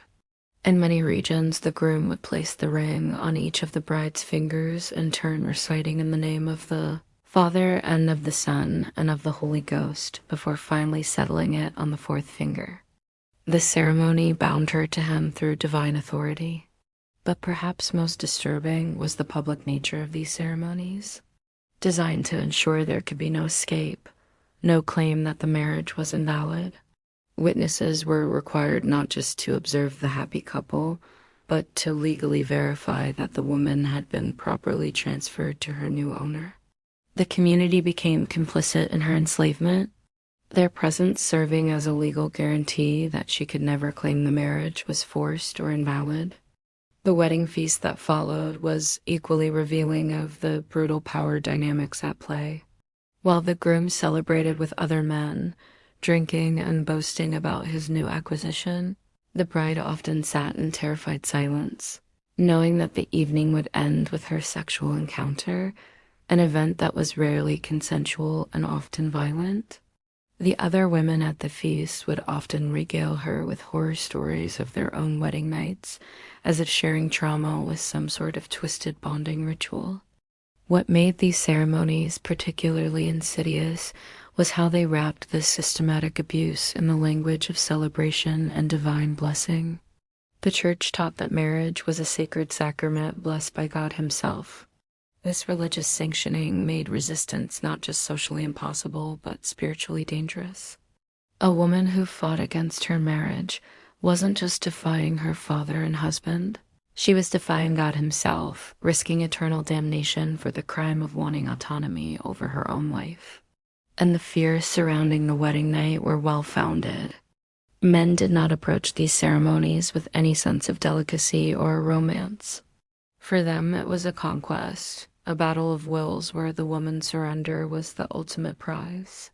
And that prize, they believed, was rightfully theirs by birthright, custom, and God's own law. It was not uncommon for men to boast about how they would break a woman's resistance, how they would subdue her fiery spirit with acts of domination. These boasts were not empty threats. Men took great pride in their virility, often seeing it as a demonstration of their masculinity and power. So when the conquering hero returned from the bridal chamber after the wedding night, boasting of his conquests, he was met with cheers and congratulations. It was as if the entire community endorsed and encouraged this act of violence. But the true horrors of the wedding night were kept behind closed doors, hidden from the revelers. Outside the bedroom, behind the door, the bride was stripped of everything that made her human, her autonomy, her dignity, her very identity. She became a thing, a possession to be used and abused at will. She entered the marriage as a virgin and left it without her virginity, without any say in the matter. And the loss of virginity was not just a physical event, but a profound psychological one. Once the deed was done, the bride could never reclaim her former self. She was permanently tarnished, damaged goods. And if that wasn't enough, she was then expected to feign pleasure, to pretend that she enjoyed the violation that had just been inflicted upon her. To refuse to play the part was to invite accusations of witchcraft, for how could a woman not be ravished by the touch of her husband, the chosen vessel of God? The wedding night was not just about sex. It was about asserting dominance, establishing control. It was a brutal reminder that the woman was no longer in control of her own body, that she was now someone's property to be used and disposed of as he saw fit. In fact, this whole charade of the wedding night was an appeative metaphor for the entire marriage. The medieval marriage was not a partnership, not a meeting of equals. It was a power play, and the bride knew she had lost even before the game had begun. Her role was to obey, to serve, to endure. Her husband's role was to dominate, to take, to enjoy. And if anyone questioned this arrangement, they were reminded of the bloody sheets, of the violated body, of the undeniable proof that she was taken. And the worst part of this grim affair was that everyone, The church, the community, the very laws of the land supported this charade. The institution of marriage was built on the subjugation of women, on their docility, on their inability to say no. It was a system designed to keep women trapped, to keep them silent, to keep them weak. We can't imagine how horrifying this all must have been for the women of the time, for the brides who walked into these ceremonies knowing full well what awaited them. We can't fathom the fear, the dread, the resignation that must have filled their hearts. But we must try because their story is our story. Their oppression is part of our history too. And acknowledging this dark chapter is crucial as we strive to build a better future. Now, the thing is, medieval marriage wasn't the only time in history when women were subjected to horrifying wedding rituals. Across the globe, there are countless tales of violence, abuse, and humiliation that were justified in the name of marriage. In many African tribes, the bride was often forced to undergo female genital mutilation as part of the wedding festivities. This practice, carried out with little or no anesthesia, was meant to make the woman more marriageable, more submissive, and more sexually appealing to her future husband. Meanwhile, in parts of Asia, the bride was expected to sleep with her male relatives before the wedding night, a disgusting practice aimed at deflowering her so that she would lose her value in the eyes of her husband. And let's not forget about the bizarre and disturbing practices in the Ottoman Empire. The Sultan's wives were given a special concoction made of pomegranate peels and testicles of goats or sheep. Supposedly, this foul brew was meant to increase the potency of the Sultan, but think about the underlying message here. The bride's value is defined solely by her ability to please the groom. The grotesque notion that she must prove herself sexually worthy is truly disturbing. And yet these practices, as horrible as they are, pale in comparison to the treatment of women in medieval Europe. Because in medieval Europe, the wedding night was not just about sexual conquest. It was about complete and total subjugation. The veil of romance that covers modern weddings was non-existent 1,000 years ago. Instead, the ceremony was marked by violence, fear, and despair for the woman, a prelude to a lifetime of suffering. The wedding night was a stark reminder of her diminished status, a brutal introduction to her new reality. It was a reality where her body was not her own, where her consent did not matter, where her pain was ignored, where her humanity was sacrificed at the altar of tradition and patriarchy. Thank you for watching. If you liked this video, give it a thumbs up and subscribe for more. When you imagine a medieval wedding, you probably picture a lavish affair with a lot of dancing, feasting, and merriment. After all, when two people get married, there's usually cause for celebration. But if you think the medieval wedding ceremony was like any other, you'd be wrong. Because despite its celebratory trappings, the medieval wedding was actually a horrifying experience. Hi everyone. Hi there. Welcome to my channel. Today we're going to find out exactly what was so terrifying about a medieval wedding. So make sure to watch until the end. And don't forget to subscribe for more historical parenting pitfalls. During the Middle Ages, women were not allowed to enter into contracts. They could not even file legal complaints against her husband no matter what he did to her. The transition from daughter to wife was so complete and brutal that many medieval texts describe it as a kind of death and rebirth. In fact, the woman who had existed before marriage was considered to have died, replaced by an entirely new legal entity whose only purpose was to serve her husband's needs. Her maiden name was abandoned, her family ties severed, and her individual identity erased, so completely that she often lost even the right to be buried in her family's plot. For the families involved, these wedding ceremonies were business transactions dressed up as celebrations. The bride's family celebrated getting rid of a financial burden and securing political or economic advantages. The groom's family celebrated acquiring valuable property that would produce heirs and manage their household. The bride herself was rarely consulted about her feelings regarding any of this. Her emotions were considered irrelevant to the important business of male alliance building. And even if she had objections, it would have fallen on deaf ears. The guests at these weddings understood exactly what they were witnessing. They weren't celebrating love or partnership. They were witnessing the legal transfer of human property and the beginning of what was essentially sanctioned slavery. The toasts and celebrations were for the men who had successfully negotiated the transaction, not for the woman whose life had just been destroyed. The brutality of medieval weddings extended beyond the ceremony itself to the complete reshaping of the bride's daily existence. From the moment she said, "I do," her life was no longer her own. Her time, her body, her thoughts, her future, all became the property of a man she might have met only days or hours before. This sudden forced intimacy was shockingly common during the Middle Ages. The modern concept of romantic love is relatively recent in history. For most of human history, including the entirety of the Middle Ages, marriages were arranged for political or economic reasons. Courtship and romance had little to do with the decision of whether or not two people got married. A bride and groom often first met at the wedding ceremony itself.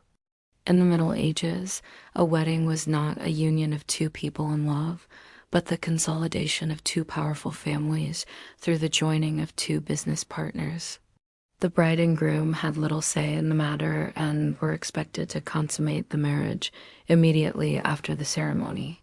In fact, the wedding night was traditionally a public event with townspeople gathering outside the house to watch the bride and groom consummate their marriage.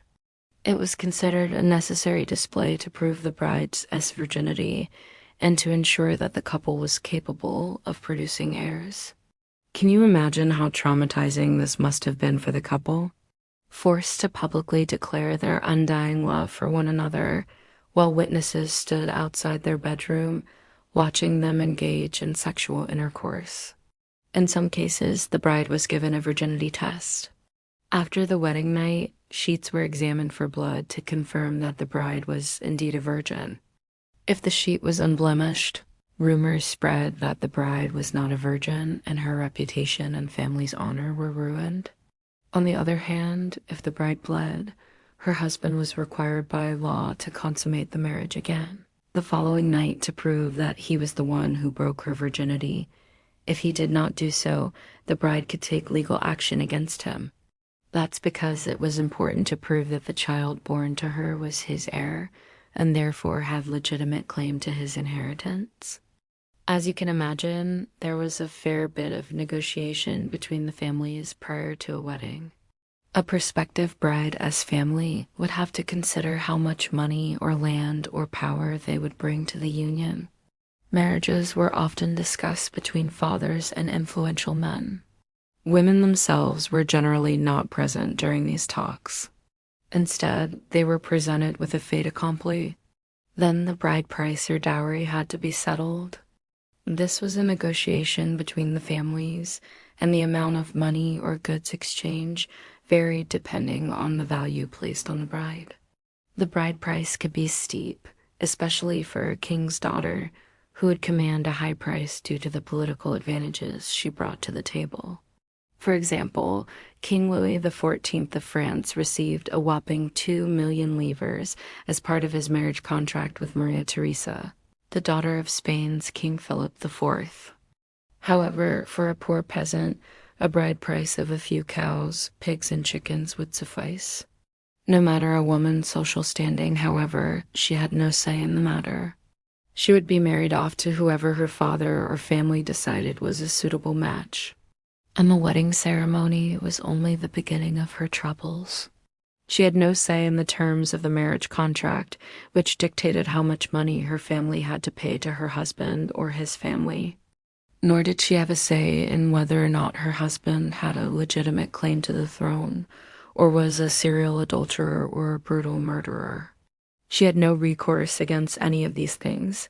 Even worse, she had no control over her own body. Medieval wedding ceremonies were not anomalies or corruptions of a better system. They were the logical expression of a society built on the systematic oppression of women. Every aspect of these rituals, from the bride price to the public consummation, was designed to reinforce the idea that women were property to be bought, sold, and used as men saw fit. The ceremony itself was a public demonstration of male power and female powerlessness, a ritualized humiliation that set the tone for the bride's entire married life. What makes this system particularly horrifying is how it was presented as natural, inevitable, and divinely ordained. Young girls were raised from birth to accept that this fate awaited them, that their highest purpose was to submit gracefully to their own enslavement. They were taught that resistance was not just futile, but sinful, that God Himself had designed them for this subservient role. The psychological conditioning began in infancy and was reinforced by every institution in medieval society.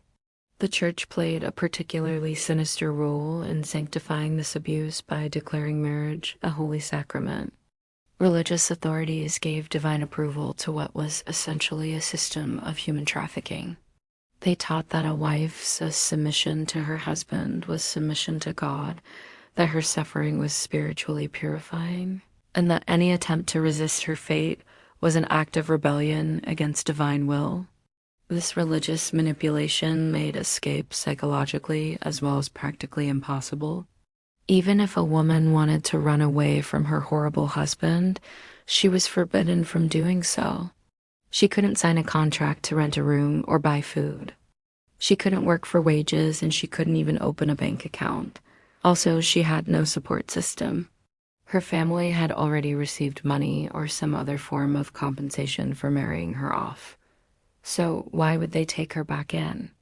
As you can imagine, there was absolutely nowhere for a woman like this to turn to for help. So what do you think? How would you feel about attending a wedding where your daughter or sister or best friend was married off to a complete stranger? Would you participate in the festivities, or would you try to dissuade your loved one from going through with the ceremony? Let me know down in the comments below. And don't forget to subscribe for more medieval misadventures. These are my gauntlets. Do you see how finely wrought they are?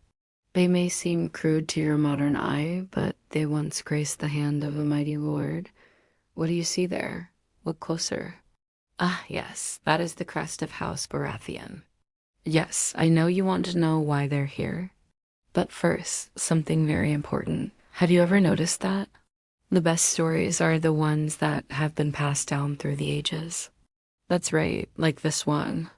It turns out this pair of gauntlets is connected to a shocking secret involving Queen Cersei, the Lannisters, and the infamous imp Tyrion. You can discover this secret and the answers to all your burning questions by visiting the website below. Now back to our story. Weren't celebrations of love but ritualized destructions of female autonomy? They weren't the beginning of partnerships, but the formalization of ownership. And they weren't blessed unions, but systematic human rights violations sanctioned by law, custom, and religion. The young girls forced into these marriages had no advocates, no escape routes, and no hope of rescue. They were sacrificed on the altar of male ambition and social control. Their lives destroyed before they had even truly begun. Their suffering was not incidental to the system, but essential to it. The visible demonstration that women existed solely for male benefit and that resistance to male authority would not be tolerated. As we examine these historical practices, we see how institutions that claim to protect and honor women actually serve to brutalize and control them. The medieval wedding was perhaps the most perfect expression of this hypocrisy. A ceremony that celebrated the destruction of a human being as autonomy while claiming to honor the sacred bond of marriage. It was brutality disguised as beauty, oppression wrapped in the language of love and slavery, sanctified by the Church. The true horror of medieval weddings lay not just in their immediate brutality, but in their systematic nature. This wasn't random violence or individual cruelty.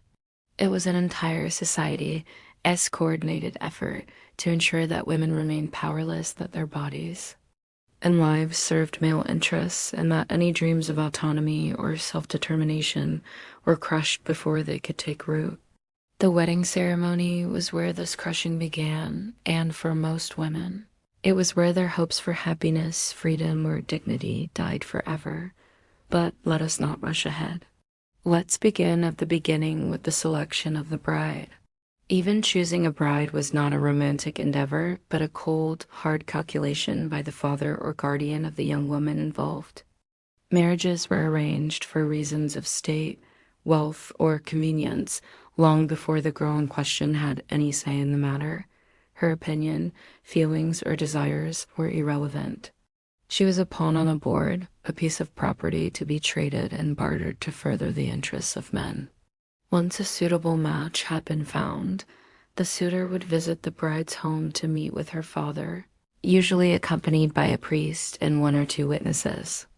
After partaking in a bit of light flirting, which again did not include the bride, the men would retire to a separate room to discuss the terms of the upcoming marriage contract. The bride herself was kept out of these discussions deliberately. Her father and assembled men would negotiate the price, discussing the financial arrangements, land holdings, dowries, and any other material considerations involved. The bride's role was to be a silent, compliant object, a price to be haggled over, but never a subject of discussion. She was not a person with agency, but an item to be bartered, a commodity to be exchanged. When the men had finally agreed on all the details, they would return to tell the bride her fate had been decided. For her, there would be no joyous proposal, no loving conversation, no shared hopes and dreams. There would only be the announcement, "You are to marry so-and-so." With that, the wedding preparations would begin in earnest, and the bride would be taken off by herself to learn the ways of the bedroom from older women who had already been forced into the same fate. Here, under the guise of instruction, the young girl would be taught that her worth was tied directly to her ability to produce heirs, and that her primary purpose in life was now to serve her future husband as needs. She was being prepared not for a partnership, but for subjugation. It was at this point that the full weight of her new reality would crash down upon her. The cheerful facade of the wedding would come crashing down, revealing the grim truth behind the celebration. Those beautiful wedding garments she was to wear were a symbol not of joy, but of her transformation from a free human being to property. The veil covering her face was a reminder of the blindness and obedience expected of her in her new role. The ornate jewelry adorning her person was a heavy chain, anchoring her to her husband's success, wealth, and status, a constant, painful reminder of her lack of mobility. Each gift given to her by her friends and family was another brick in the wall that was isolating her from the world she once knew, building a gilded cage around her future. The church bells ringing in the distance seemed to mock her fate, celebrating not her love story, but the end of her autonomy. The laughter and merriment of the guests echoed in her ears, a discordant symphony drowning out her screams of anguish. As she stood there getting ready, the bride would have been surrounded by symbols of her impending doom. Every custom, every tradition was designed not to honor her, but to diminish her. Every helping hand, every well-meaning guest, every congratulatory word was a nail in the coffin of her former life. The bride's final moments of freedom were being stolen away, piece by piece, until all that remained was a shell of the person she once was. And when the time came for her to walk down the aisle, it wouldn't have been as a radiant princess stepping into her happily ever after, but as a prisoner being led to her execution. By the time she reached the altar, her fate was sealed. No matter how many tears she cried, no matter how many pleas she uttered, the ceremony would go forward as planned. Her protests would fall on deaf ears, lost in the din of celebration. Her hopes for a different future, for a life of love and equality, would be trampled underfoot, crushed by the weight of tradition and the indifference of onlookers. Her spirit, Her individuality, her very soul would be sacrificed at the altar of patriarchy, becoming the ultimate offering in a dark, twisted ritual of subjugation and despair. And then came the wedding night, a term that sounds so romantic, so innocent, yet conceals horrors that would make even the most hardened heart turn cold. The bride, stripped of her dignity, her innocence, and her very identity, was led into a chamber that reeked not of romance, but of dread. The room itself was a battleground, a site where love was supposed to conquer all, but where in reality, brutal realities prevailed. The bed, a place of passion and intimacy, was transformed into a weapon of oppression, a tool of violation, a stage for her violation. The veil still covering her face, she was made to lie down on the bed, her body becoming a vessel to be filled, emptied, and used at the pleasure of another. Her cries of fear and pain were swallowed by the darkness, muffled by the thick hangings that concealed her agony. The flickering shadows cast by the single candle in the room danced macabrely on the walls, mocking her terror with distorted shapes that seemed to writhe in grotesque parody of her torment. The silence of the night was shattered only by her desperate gasps and the rustle of fabric as the sheets were torn and discarded, revealing the full extent of her vulnerability. Her pleas for mercy, for kindness, for understanding echoed unanswered in the vast emptiness of the night. There was no solace in the darkness, no comfort in the suffocating darkness that enveloped her. Only the cold, hard certainty that she was utterly alone in her violation. For a moment, time seemed to stand still, the universe holding its breath as the full weight of her violation settled upon her. The silence stretched, taut and heavy, broken only by the sounds of her violated body. Then, as suddenly as it began, it ended. Her attacker, sated and satisfied, departed, leaving her crumpled and violated on the bed. In the aftermath, the silence returned, heavier, more oppressive than before. The room seemed to close in on her, suffocating her with the stench of violation and the weight of her humiliation.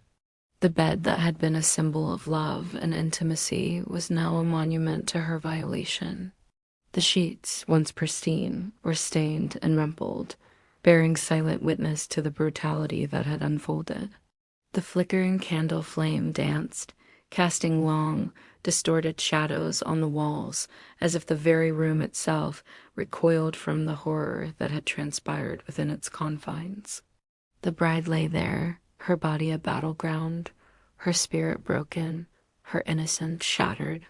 She had entered the room a captive, but emerged from it a prisoner, trapped in a cage of pain and shame with no hope of release. This is the dark reality of medieval weddings, where the institution of marriage, designed to be a bond of love and commitment, was perverted into a tool of oppression, a system that valued control and subjugation over compassion and consent.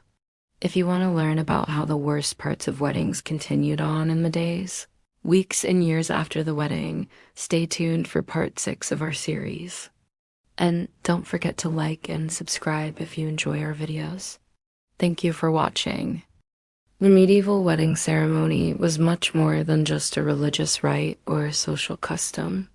It was a brutal, horrifying ordeal for women. In this video, we'll delve into the dark reality of medieval weddings and explore why this event was a nightmare for women. For instance, abduction and forced marriage were rampant, turning every street and public place into a potential danger zone. They developed skills in persuasion, subtly urging their fathers and husbands towards desired outcomes. This became their primary means of navigating their restricted world, reducing her to nothing more than a vessel for male ambition and dynastic continuity. They could not enter into contracts or own the fruits of their labor. Their legal existence was entirely subsumed under their father's and subsequently their husband's authority. According to this principle, a woman's legal identity was entirely dependent on her relationship to men. It permeated every aspect of a woman's life, dictating her choices, her mobility, and even her access to resources. The consummation of the marriage was another ordeal for women. Consummation, a term that refers to the first sexual act between a married couple, was approached with a combination of dread and revulsion by many brides. The act itself was rarely seen as a bonding experience or a moment of intimacy. There are several factors that contributed to the continuation of these brutal practices. Without access to education, women were less likely to question the practices and beliefs of their time, perpetuating a cycle of subordination. Additionally, the absence of birth records or standardized naming practices made it difficult for women to establish or prove their identities, further marginalizing them in a society that already denied them agency. Firstly, the patriarchal nature of medieval society played a significant role. Many women were economically dependent on men, making it challenging for them to break free from abusive situations or challenge societal norms. Religious doctrines often reinforced the notion of female inferiority and male dominance. Women were frequently blamed for original sin and viewed as temptresses, contributing to the perception that they needed to be controlled. Poverty also limited their access to basic necessities, making it harder for them to fight for their rights. Negative stereotypes about women as weak, deceitful, or dangerous were widely circulated, swaying public perception and justifying their subjugation. These stereotypes often served as tools for maintaining control and silencing dissent. Men held positions of power and authority, shaping laws and customs to their advantage. This resulted in a legal and social system that severely restricted women's rights and freedoms. Instead, it was viewed primarily as a duty and a means to fulfill the purpose of marriage, which was primarily to produce heirs. It highlights the lengths to which patriarchal societies have gone to maintain control and suppress women's rights. Understanding this dark chapter in history is crucial for recognizing how far we have come and acknowledging the challenges that still lie ahead in the ongoing fight for gender equality and women's rights. This legal principle denied women the ability to own property or engage in contracts independently. For women, it was an imposition, a violation of their physical and emotional boundaries. The pressure to submit to this act was immense, regardless of a woman's feelings or her physical and emotional state. If a bride resisted or refused to accept her husband, she risked being branded a shrew, a label that carried severe social and economic consequences. It subjected them to a lifetime of dependency on men, transforming them into legal minors forever reliant on the benevolence of fathers or husbands. This systemic devaluation reduced women to second-class citizens, stripping them of their fundamental rights and autonomy. It made them objects of male control, reinforcing a power imbalance that extended far beyond the confines of a marriage ceremony. Her father exercised legal control over her, and upon marriage, that authority shifted to her husband.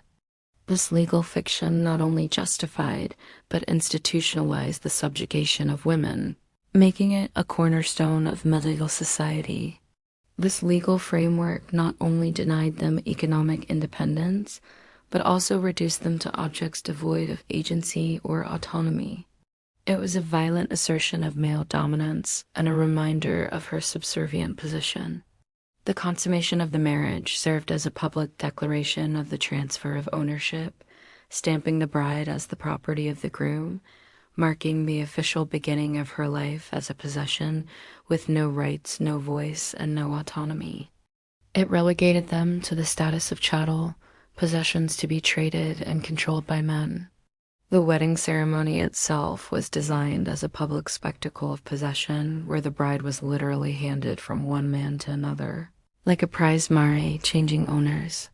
It was a public declaration of a woman's subordination and her capitulation to a life of legal non-existence. The veil that she wore symbolized not just her marital status, but her erasure as an independent human being. Beneath that veil, her identity, her rights, her very selfhood ceased to exist, replaced by her role as a possession of her husband. This dehumanizing ritual was not confined to the realm of religion or tradition. It was deeply ingrained in the legal and political structures of medieval society.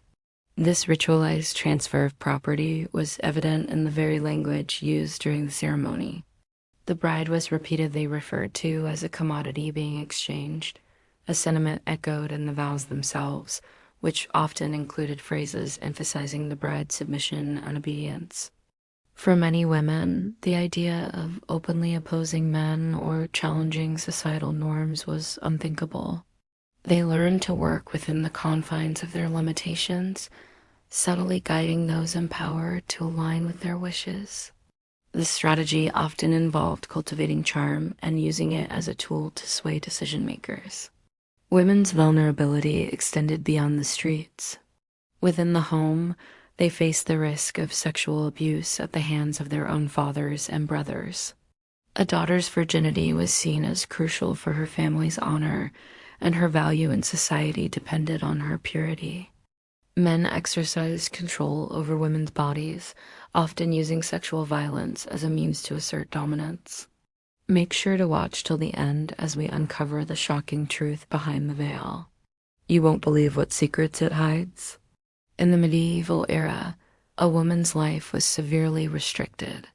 These attempts often involved wealthy families establishing trusts that would allow a daughter to retain some control over her property after marriage. But these arrangements were far from foolproof. They were intricate and costly, leaving them vulnerable to legal challenges. The medieval legal system was fundamentally structured to transfer wealth from women to men, and it fiercely resisted any attempt to preserve female ownership. Furthermore, these strategies were unaffordable for most, highlighting the stark disparity between the privileged few and the majority of women who had no means to protect their interests. She could not own property, could not earn money, and had no legal rights of her own. If she dared to defy societal norms, she was ostracized and punished severely. The societal norms dictated that a woman should be submissive and obedient to the men in her life. This obedience was ingrained in her from a young age, preparing her for her ultimate submission to her father and later her husband. But the walls of medieval society offered a woman only limited security. In this oppressive environment, women were forced to learn the art of manipulation and indirect influence. Some women did attempt to circumvent these restrictions through elaborate legal maneuvers. However, such actions were complex, expensive, and fraught with risk. Perhaps the most shocking aspect of medieval weddings was how they systematically stripped away every vestige of a woman's humanity. To understand the gravity of this situation, consider that for centuries, women were legally barred from owning property or engaging in financial transactions without their husband's consent. In essence, the medieval wedding ceremony was not just a celebration of love and union. The concept of cover, a legal principle that granted men authority over women, played a pivotal role in shaping the dynamics of medieval weddings. But the implications of cover went beyond the wedding ceremony. But the horrors of medieval weddings did not end with the exchange of vows and the reception of guests. For men, consummation was a way to assert dominance and secure his lineage. This forced and often unwanted act was not merely a traumatic experience for the woman. So you might be wondering why this barbaric practice persisted for so long. Secondly, the lack of education and literacy among women limited their ability to challenge the status quo. Another factor was the prevalence of poverty and economic dependence. Moreover, the influence of religion cannot be overlooked. Finally, the effectiveness of propaganda and stereotypes in shaping public opinion must be acknowledged. The brutality of medieval weddings serves as a stark reminder of the struggles women have faced throughout history in their pursuit of equality and justice. This is a wedding. Here, two people in love are pledging their lives to one another, surrounded by friends and family who are there to support them. The bride was given away by her father to her husband with no agency in the exchange whatsoever. She was not asked for her consent during the ceremony, but was instead spoken about in the third person as if she were an object incapable of speech or thought. This might seem shocking to modern sensibilities, but it was completely normal for the time period. This custom originated from the Roman practice of preventing the bride from tripping as she entered her new home, which would have been considered a bad omen for the household's prosperity. But in medieval times, this gesture took on much darker connotations. The husband literally carried his new possession into his domain, emphasizing her complete dependence on his will. They had raised her to be a prize to be won, and now they saw the payoff. The bride's obedience was expected not only towards her husband, but also towards her father and any other male authority figures in her life. Men controlled all aspects of her existence, including her ability to work. If she were employed outside the home, her wages belonged to her father until she married and then transferred to her husband after the ceremony. Under the doctrine of coverture, a married woman ceased to exist as a legal entity entirely, and their testimony was considered inherently unreliable due to their assumed frailty and inability to resist temptation. In other words, if a wife accused someone of wrongdoing, she would be seen as lying to protect her husband's honor. This legal erasure was so complete that a woman could even be prosecuted for a crime committed by her husband. If she failed to inform him of his alleged offense, the authorities assumed that she must have known and therefore shared his guilt. She could not own property, enter into contracts, or even control her own earnings. It was a transaction, a legal arrangement, and a power play all rolled into one. While we may live in a different era with different customs and values, it is important to remember that the seemingly innocent traditions of today may have roots in more sinister practices of the past. Marriage is not just about love and commitment. It's a reflection of the society in which it takes place. Women were not valued as individuals, but rather as commodities to be exchanged and controlled. The veil that symbolizes mystery and romance was actually a tool of oppression, hiding the bride's face behind a screen so that she could be discussed as if she were not present. The wedding ring that signifies eternal love was really a symbol of ownership, a brand that marked her as another man's property. And the white dress that evokes purity and innocence was actually a signifier of virginity, a way of advertising her value as a bride. Her husband gained legal control over her body, her labor, and even her thoughts. Church doctrine taught that a wife's conscience was subsumed into her husband's moral authority. This meant that a wife could not disobey her husband's commands without risking eternal damnation. Talk about a powerful incentive to comply. In other words, women were economically dependent on men throughout their lives, even if they were working to earn a living. This entire spectacle reduced the bride to a mere object, something to be traded, possessed, and consumed. It was a far cry from the romantic notion of marriage as a bond between equals in love. This made the transaction even more explicit. The groom's family purchased the woman outright, treating her like a commodity to be bartered and sold.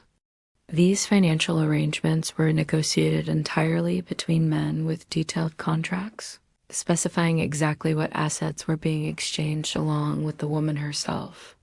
Marriage contracts from this period read like livestock sales agreements, including clauses about the bride's health, fertility, and physical condition. Some contracts even included provisions for returning the bride if she proved defective, unable to bear children, discovered to be unchaste, or suffering from undisclosed ailments. Just like a defective product, women were subjected to humiliating physical examinations before marriage to verify their virginity and assess their breeding potential. They were treated no differently than horses being evaluated for stud purposes. It was a stark reminder that she was now his property and would remain so until death parted them. Imagine the humiliation of being paraded around like an object, especially considering that brides often wore their finest gowns with long, cumbersome trains that required assistance to navigate. This was a sum of money or property brought to the marriage by the bride's family, literally the price paid for the privilege of taking their daughter off their hands.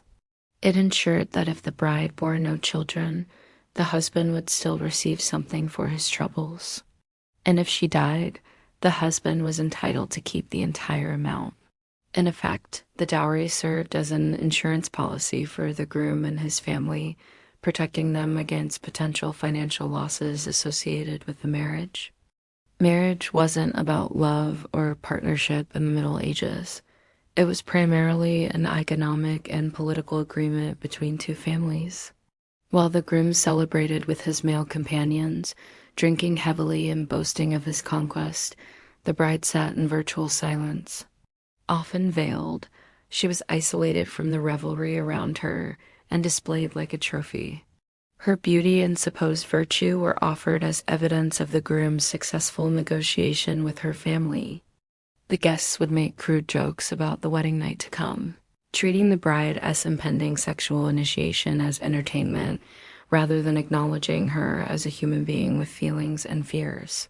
Can you picture your wedding guests cracking jokes about your first night with your new spouse? Yeah, me neither. They exchange rings, share a kiss, and look forward to building a future together. In some regions, wedding guests would follow the couple to their bedchamber, making lewd comments, and sometimes even remaining to witness the consummation. Can you imagine the violation of having an audience for your first intimate moments with your new spouse? The bride's terror and humiliation were considered not just acceptable, but amusing to the wedding party. Her tears were dismissed as maidenly shyness rather than genuine distress at what was essentially legalized sexual assault. Now imagine that same wedding happening in medieval Europe between 1066 and 1500 CE. It's not quite the fairy tale that you may have imagined. Welcome to my channel. Today we're going to look at what really happened at medieval marriage ceremonies and how they reveal the true nature of these transactions. Consider the wedding vows themselves, which reinforce this dehumanization. The bride promised to love, honor, and obey, while the groom was only required to love and cherish. There was no symmetry in those vows. For example, the wedding ring was placed on the fourth finger of the left hand because medieval people believed a vein ran directly from that finger to the heart. In other words, the finger served as a direct conduit to his wife's life force, giving the husband symbolic control over her very existence. Talk about a sobering thought as you walk down the aisle. The bride's obedience was paramount, implicitly granting her father and then her husband total control over her behavior. Any hint of marital discord would reflect badly on her since she was expected to submit to his authority, no matter the cost. The groom, however, had no such obligations.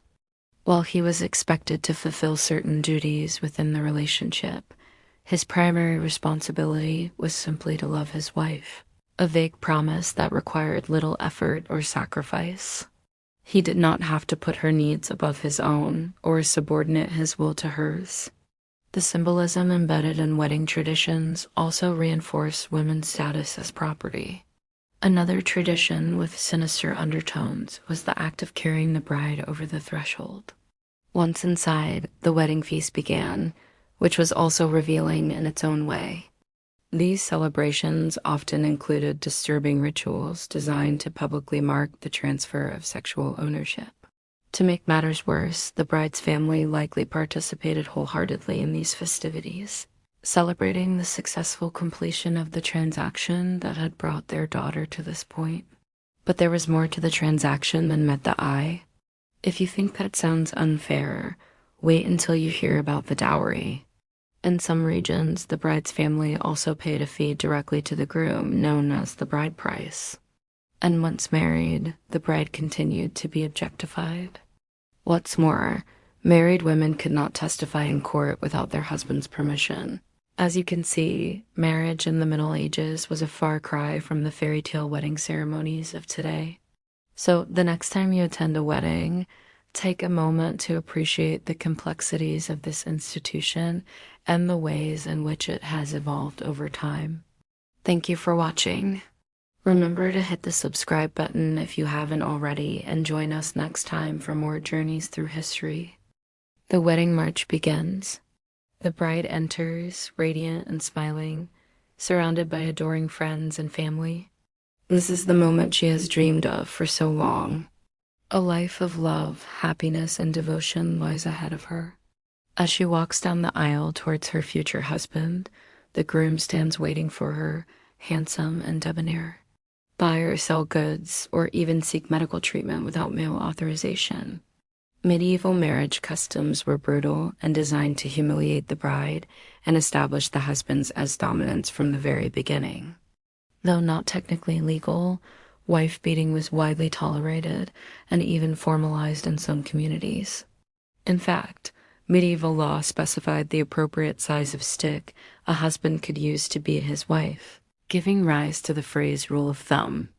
They also provided detailed guidance on when such discipline should be administered and how it should be carried out.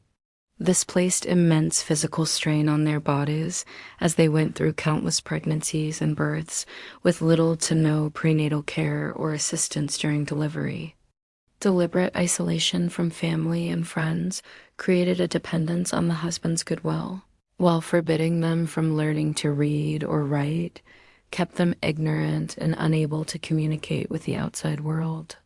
Many women were literally locked in their homes when their husbands were away, forbidden from interacting with anyone except those the husband brought into the house. No wonder they wanted to run away. Many of these traditions were rooted in pagan beliefs and had been incorporated into Christianity over time. One of the most disturbing of these was the groom removing the bride as garter in front of wedding guests. This was a public preview of the sexual dominance to come.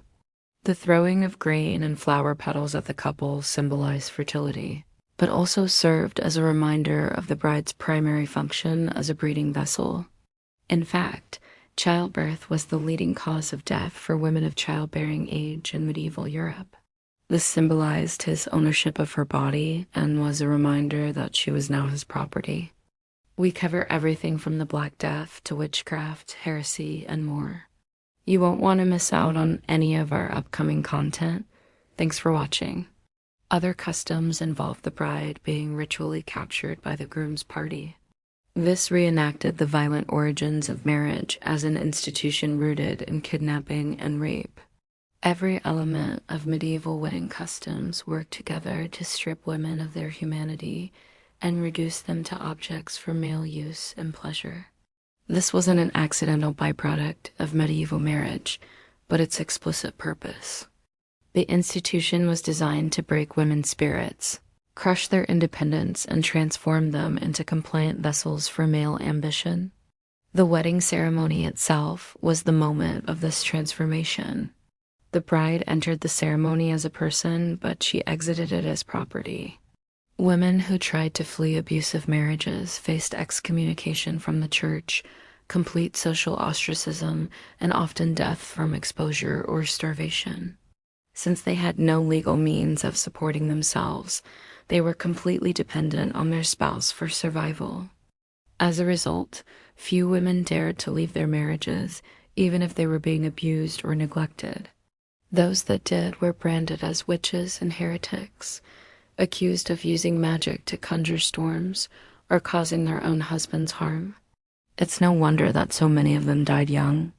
The church actively supported these practices, teaching that a husband who failed to physically discipline his wife was neglecting his Christian duty. So you can see how this could quickly turn deadly. A husband who grew tired of his wife could literally auction her off to another man, often in the public marketplace alongside livestock and household goods. There were brothels on nearly every street corner, and most married men partook in extramarital affairs. Some noblemen even had harems of both male and female lovers. But if a woman so much as looked at another man, she was judged harshly. Any infidelity on her part, however, was met with severe punishment. Adultery was considered a grave sin, both religiously and socially. Women accused of the crime were publicly shamed, harassed, and even killed. In extreme cases, men sought revenge on their adulterous wives and their lovers, sometimes killing both of them. The double standard was clear. Men could have as many mistresses as they pleased, but women were expected to remain faithful to their husbands. Any deviation from this standard was met with swift and harsh retribution. These sales were conducted with the same ceremonial procedures as other commercial transactions, complete with bills of sale and public announcements. Talk about a slap in the face. One of the most disturbing of these was a custom known as rough music. If the wife was perceived as too assertive or independent, the community would gather outside the couple's home and make as much noise and crude jokes as possible. This was intended to break her spirit and show her who was really in charge. In essence, marriage transformed women from limited legal persons into non-entities existing only as extensions of their husband's will. Now, you might think, great, I can just get married and keep my independence. Not so fast. See, the bride didn't choose the groom. Her father did. Medieval law viewed women as subservient to their husbands, granting them few rights or protections. This created an environment of constant fear and uncertainty for women. They lived in a state of perpetual anxiety, never knowing when their partner would become enraged and resort to violence. Such instability had profound effects on their mental health, leading to increased rates of depression, anxiety, and post-traumatic stress disorder. Additionally, the isolation and powerlessness experienced by many wives contributed to feelings of helplessness and despair. Unable to escape their situation, women were trapped in a cycle of abuse with little hope for change or justice. And he chose him for reasons of political alliances, land acquisition, or simply because he could get a good price for his daughter. Women had no say in the matter. And once the deal was struck, the bride had no choice but to comply. She had no option to refuse her marriage on the wedding night or any night thereafter. For that matter, resistance was futile. Men believed a wife owed her husband sex regardless of how she felt. He looks at his bride, his heart swelling with love. Finally, she is his. Soon these two souls will be united in holy matrimony. They will become one flesh. Their love will last until death parts them. Everyone watching the ceremony knows this union will be blessed. These two are perfect for each other. They are meant to be, or maybe not. Welcome back to my channel. Today we're going to look at some of the truly horrific secrets behind medieval weddings. Marriage during the Middle Ages was not about love, romance, or companionship. No, not at all. Marriage was a transaction, nothing more, and women were the product. But why? Well, there's a lot to unpack here, but suffice it to say it has everything to do with power, control, and religion. It might come as a shock to you, but believe it or not, things were much different hundreds of years ago. So sit back, relax, and let's take a look at what marriage was really like during the Middle Ages. Now, if this is your first time here, please make sure to subscribe so you don't miss any of our eye-opening videos. Now let's begin. Medieval society was built on a supposed intellectual and moral weakness that could not make wills. But the violence inherent in this system extended far beyond the wedding night itself. And if that wasn't bad enough, there was always the threat of wife selling. As you can imagine, wife beating was common. But the horrors of medieval wife beating go beyond the physical pain inflicted on women. The mental and emotional toll was just as devastating, but it gets worse.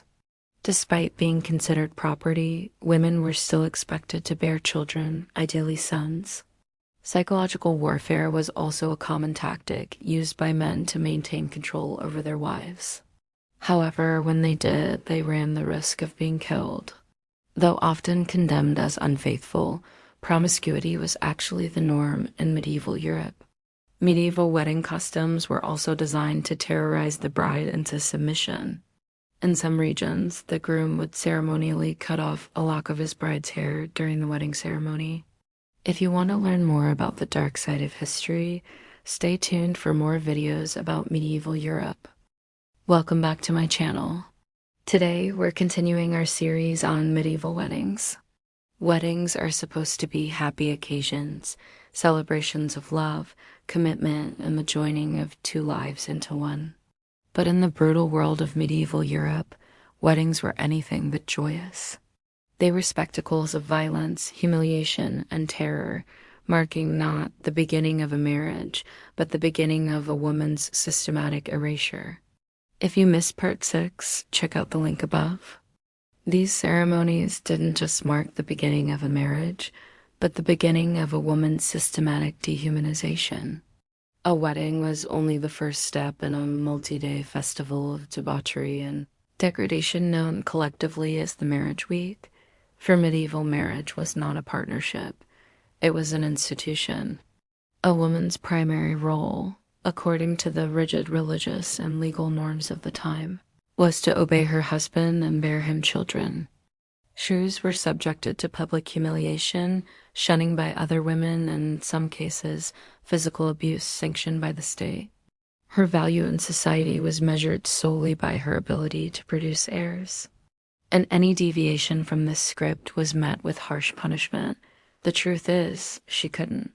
Medieval society offered virtually no legal recourse for women.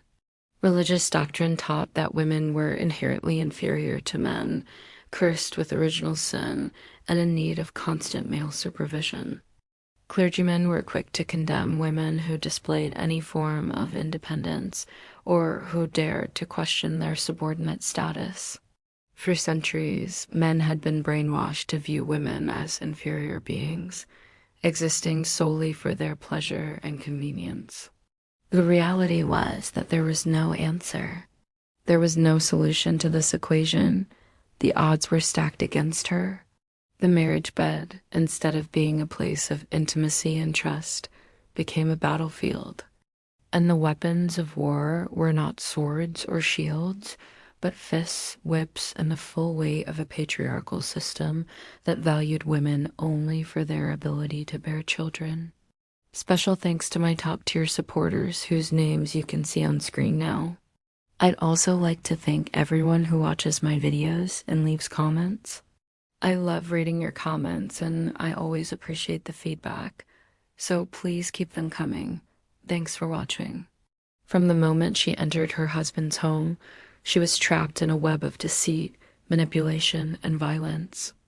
And because of this pervasive propaganda, generation after generation of men grew up believing that abusing their wives was not only acceptable, it was their right. If a husband beat his wife, it was considered a private matter. Next week, we'll continue this series with part 8, where we'll explore the strange case of Jack and Rose and the wreck of the Titanic. This was a deeply ingrained prejudice that permeated every level of medieval society. It wasn't just accepted, it was encouraged.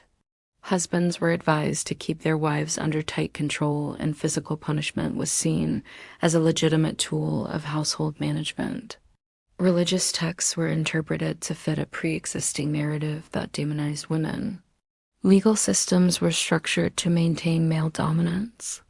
Social norms enforced strict gender roles that left women with virtually no agency. This wasn't an aberration. It was the norm. If a father forced his daughter into an unwanted marriage, there was no legal remedy. If a woman was raped by her husband on her wedding night, she had no right to seek justice. In a world where women were considered chattel, there was nowhere to turn for help. During this entire week, the bride was effectively held captive by her new family. She was paraded around the town, forced to dance and sing bawdy songs, and subjected to a torrent of lewd jokes and sexual innuendos from her new male relatives. All the while, her new family watched over her like a hawk, ensuring she remained under their control. This wasn't just about humiliating the bride.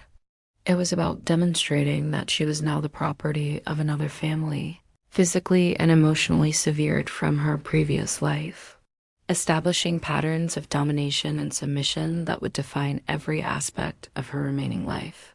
Don't forget to subscribe so you don't miss part 8. a living hell that was far crueler and more enduring than anything they might have experienced on the wedding night itself. The public ritual of the wedding marked the official transition of a woman from human being to property. A woman's entire worth was tied to her reproductive organs, and if those organs failed to function properly, she was deemed unworthy. Medieval misogyny demonized women's sexuality, portraying female pleasure as sinful and manipulative.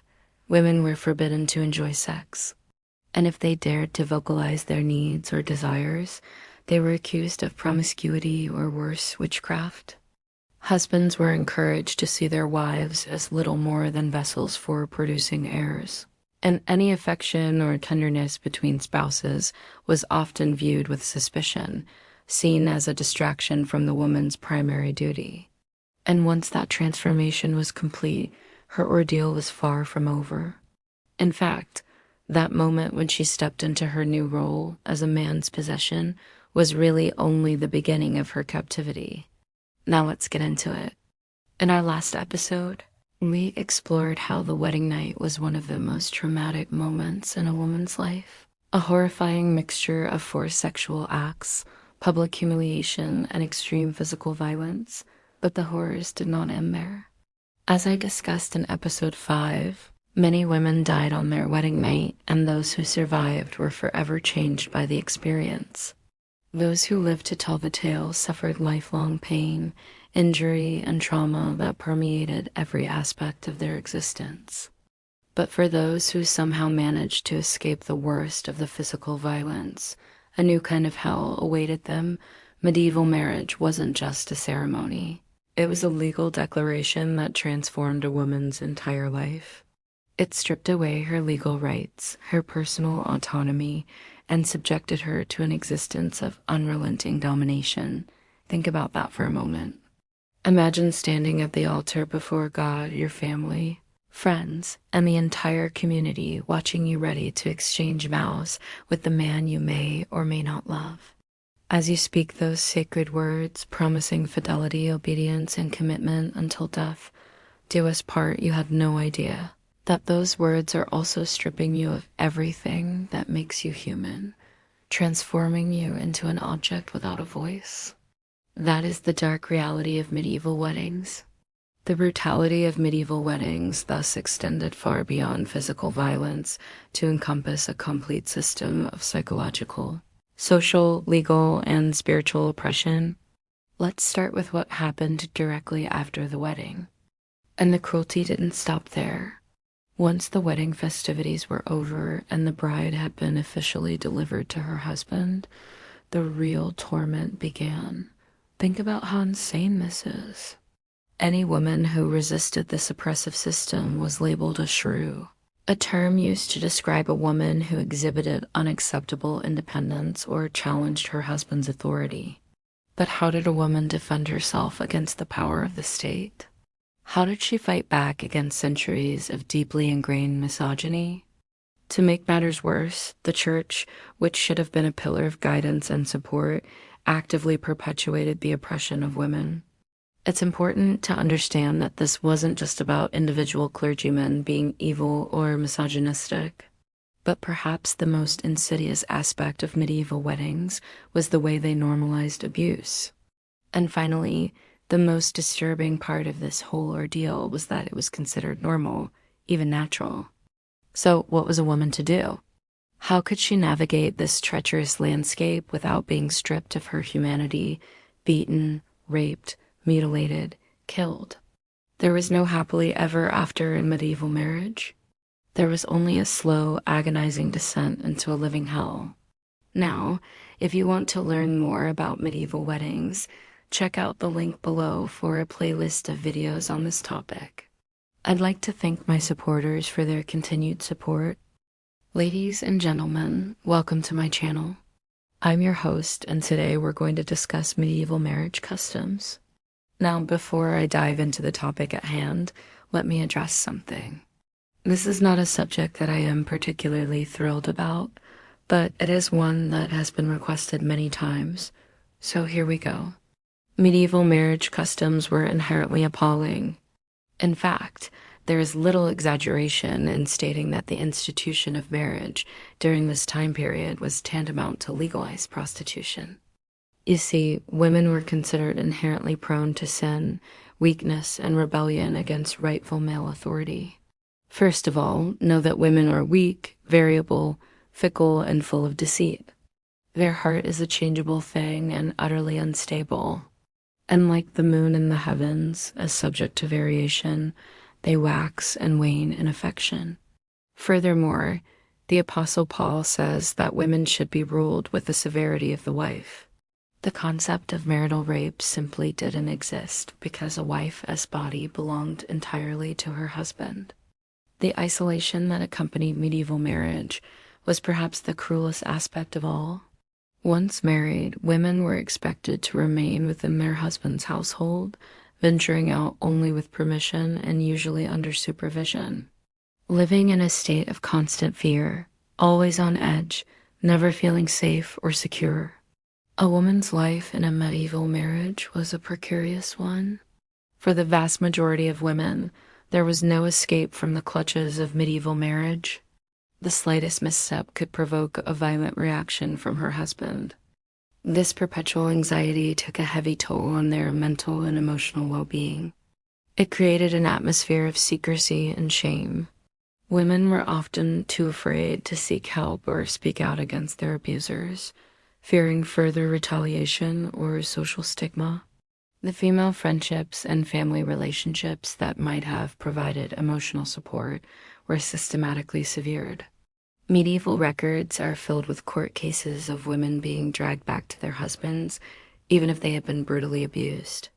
Husbands would petition the authorities to retrieve their runaway wives, sometimes accusing them of crimes like theft or heresy to justify their mistreatment.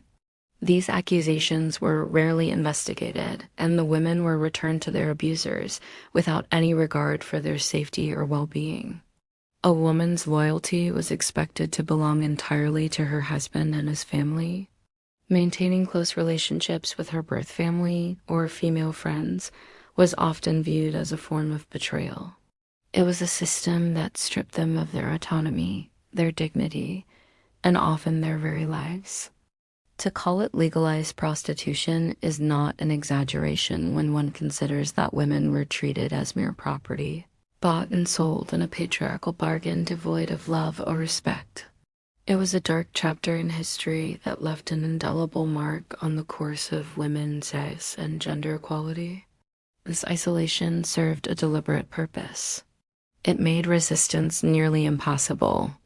A woman who had no independent resources, no legal standing, no physical freedom, and no emotional support network had virtually no means of escaping even the most brutal treatment. She had no right to refuse sexual demands, no matter how violent or degrading. Pregnancy and childbirth, already extraordinarily dangerous in an age without medical care, became additional tools of control. Women were expected to risk their lives repeatedly bearing children with no say in the timing or number of pregnancies. Who is unfaithful must be reproved and corrected according to the example of the wife, who is chastised in the book of Deuteronomy. Women must be received as persons inferior and unequal to men. Medieval marriage contracts sometimes included specific provisions about punishment outlining in clinical detail exactly how wives could be disciplined for various infractions. These weren't considered unusual. Husbands were routinely granted the right to inflict physical punishment upon their wives, and they did so freely. In many instances, the punishments specified in the contracts were excessive and inhumane, involving beings with objects like clubs or whips, as well as more extreme forms of physical abuse. The frequency of these punishments varied depending on the whims of the husband and the specific terms of the contract. Some contracts stipulated that beatings were allowed on a regular basis, while others limited them to specific circumstances such as disobedience or suspicion of adultery. They must be reminded that they are weaker vessels. Their mouth must be kept shut. They must be admonished to silence and must never be allowed to talk too much. They must be told to humble themselves, to be quiet and obedient, submissive to their husbands.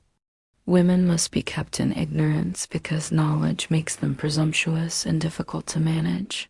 Women were described as the devil-esque gateway creatures whose very nature required constant supervision and correction by their moral superiors, their husbands. Women were not only legally subjugated, but they were also religiously and socially subjugated. A woman whose husband died might find herself completely destitute if he had chosen to leave his property to someone else, which the law permitted him to do. Widows often discovered that homes they had lived in for decades, businesses they had helped build, possessions they had brought to the marriage, none of it belonged to them. They could be turned out into the street with nothing but the clothes on their backs. Women's subordination wasn't just legally mandated.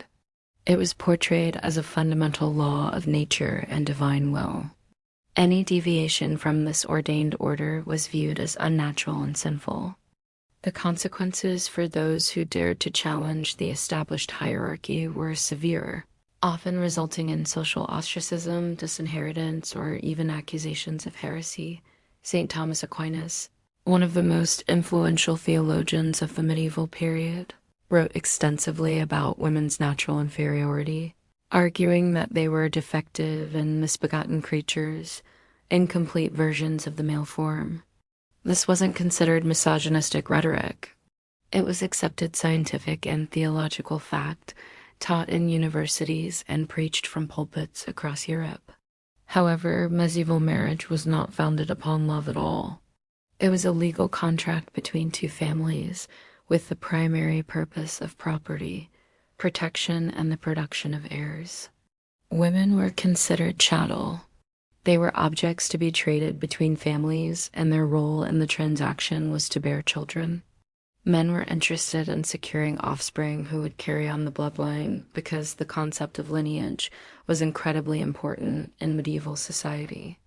Inheritance laws favored males, so it was essential to ensure that there would always be a male heir to carry on the family name. If the male heir produced legitimate sons, then the woman bore the value of her worth many times over. Now, you might think that statement is too strong, but I urge you to stick around and hear me out before dismissing my position. In our modern context, we tend to view marriage as a union between two people who are more or less equals, bound together by love, companionship, and shared goals. So now you might think, well, as long as she had sons, she would be treated well, right? But that was not necessarily the case. Consider the following quote from William Paynter, who wrote The Palace of Pleasure, published in 1596. This is what he said about women. To say that women were subjugated during this time period is a horrific understatement. The economic dimensions of this oppression were equally devastating. Since married women could not own property or enter contracts, they had no means of achieving economic independence. It gets even worse. Medieval law granted husbands absolute sexual access to their wives' bodies. You can probably tell that I'm disgusted by the entire concept of medieval marriage. And make no mistake, medieval marriage contracts were rife with provisions detailing how women were to be beaten, starved, flogged, and otherwise abused. Imagine for a moment the level of terror that such a situation would induce in a woman. The few women who did attempt to flee abusive marriages faced a legal system that would forcibly return them to their husbands, often with additional punishment for the crime of abandonment. There were rare instances where women found support and refuge in religious institutions like convents, but these were the exceptions rather than the rule. In conclusion, medieval marriage was a horrifying institution that subjected women to a lifetime of servitude, abuse, and despair. If you enjoyed this video, please hit the thumbs up button. Thank you for watching. The story of Cinderella, like many fairy tales, ends with a royal wedding. But we all know Cinderella didn't really get a say in marrying a complete stranger. And while happily ever after may sound like a nice message for children, the reality of medieval marriage was anything but. In fact, for most women, getting married was like signing a contract that took away almost all of their rights, their property, even their lives. Any money, goods, or valuables that a woman owned before marriage now belonged to her husband. They were guaranteed clear and legally enforceable authority within marriage. Women entered marriage knowing exactly how powerless they would become, but they had no choice in the matter. The only way women could gain an advantage in marriage was by learning to wield the same weapons used against them. Take the infamous case of Isabella of France, Queen of England in the 13th century. Her story illustrates how women could win some power in marriage, but at the cost of destroying everyone around them. A woman's body after death belonged to her husband, who decided how and where she would be buried. A woman could not choose her own final resting place. Her husband decided that. He could also prevent her from leaving messages for her children, forbidding clergy from delivering any last words or instructions to those kids. In the eyes of the law, the husband was the sole representative of his deceased wife, entitled to act on her behalf. The message was clear. A woman's life and even death belonged to her husband. In some cases, he could even claim her corpse for his own pleasure.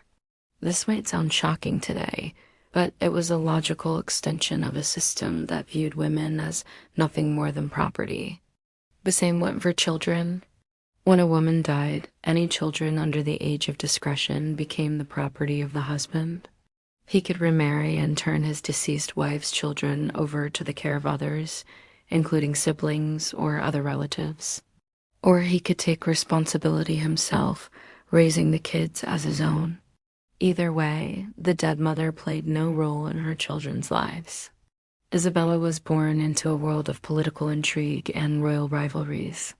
Her father, King Philip IV of France, had been in conflict with England over control of territories in France, and England's refusal to return those lands. It's important to remember that this wasn't accidental, but the deliberate, carefully constructed foundation upon which medieval society was built.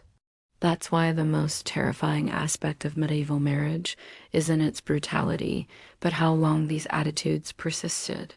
How many of these legal principles remained in force for centuries after the medieval period ended?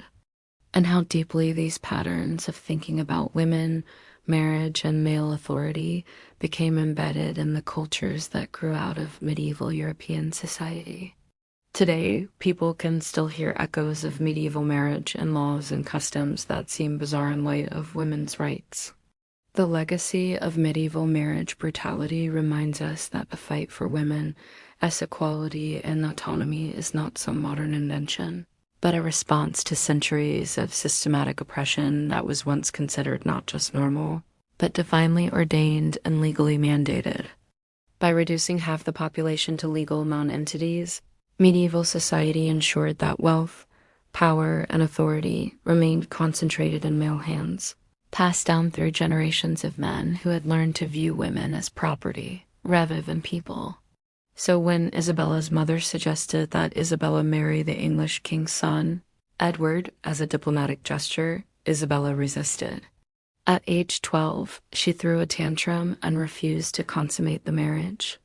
No doubt she knew that the union would mean that she and her future children would play a critical role in a war that threatened to devastate Europe. This wasn't surprising since the concept of women's rights was virtually unknown in medieval Europe, and her refusal to sleep with her husband made her an embarrassment to her family.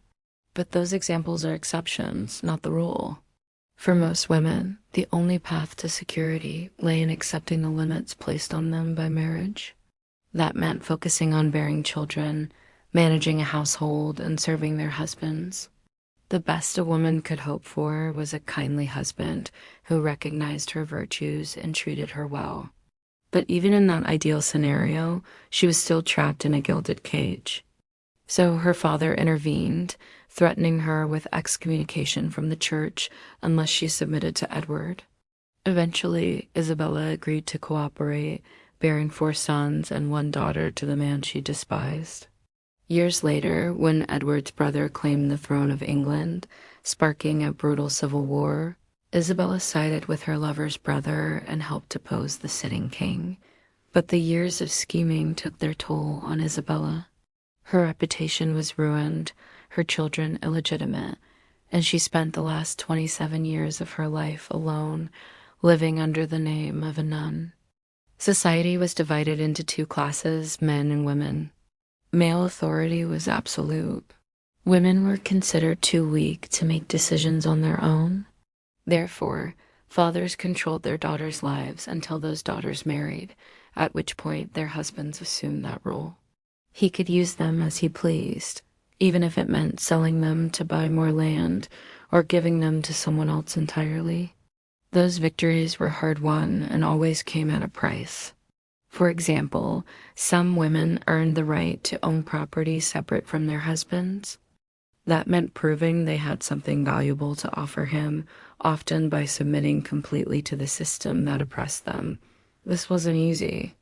Women's value in medieval society was measured against strict standards of femininity.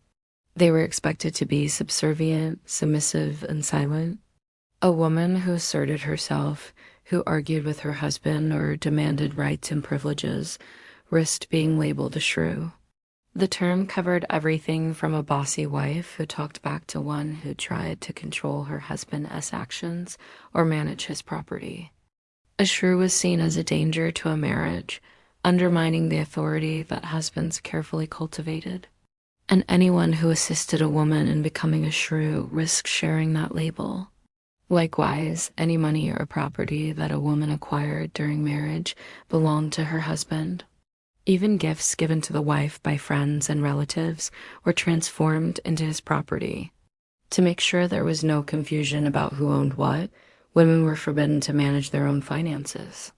Husbands controlled money earned by wives and daughters, whether they worked at home or in the marketplace. The same went for any valuables belonging to the woman. She could not sell them or give them away.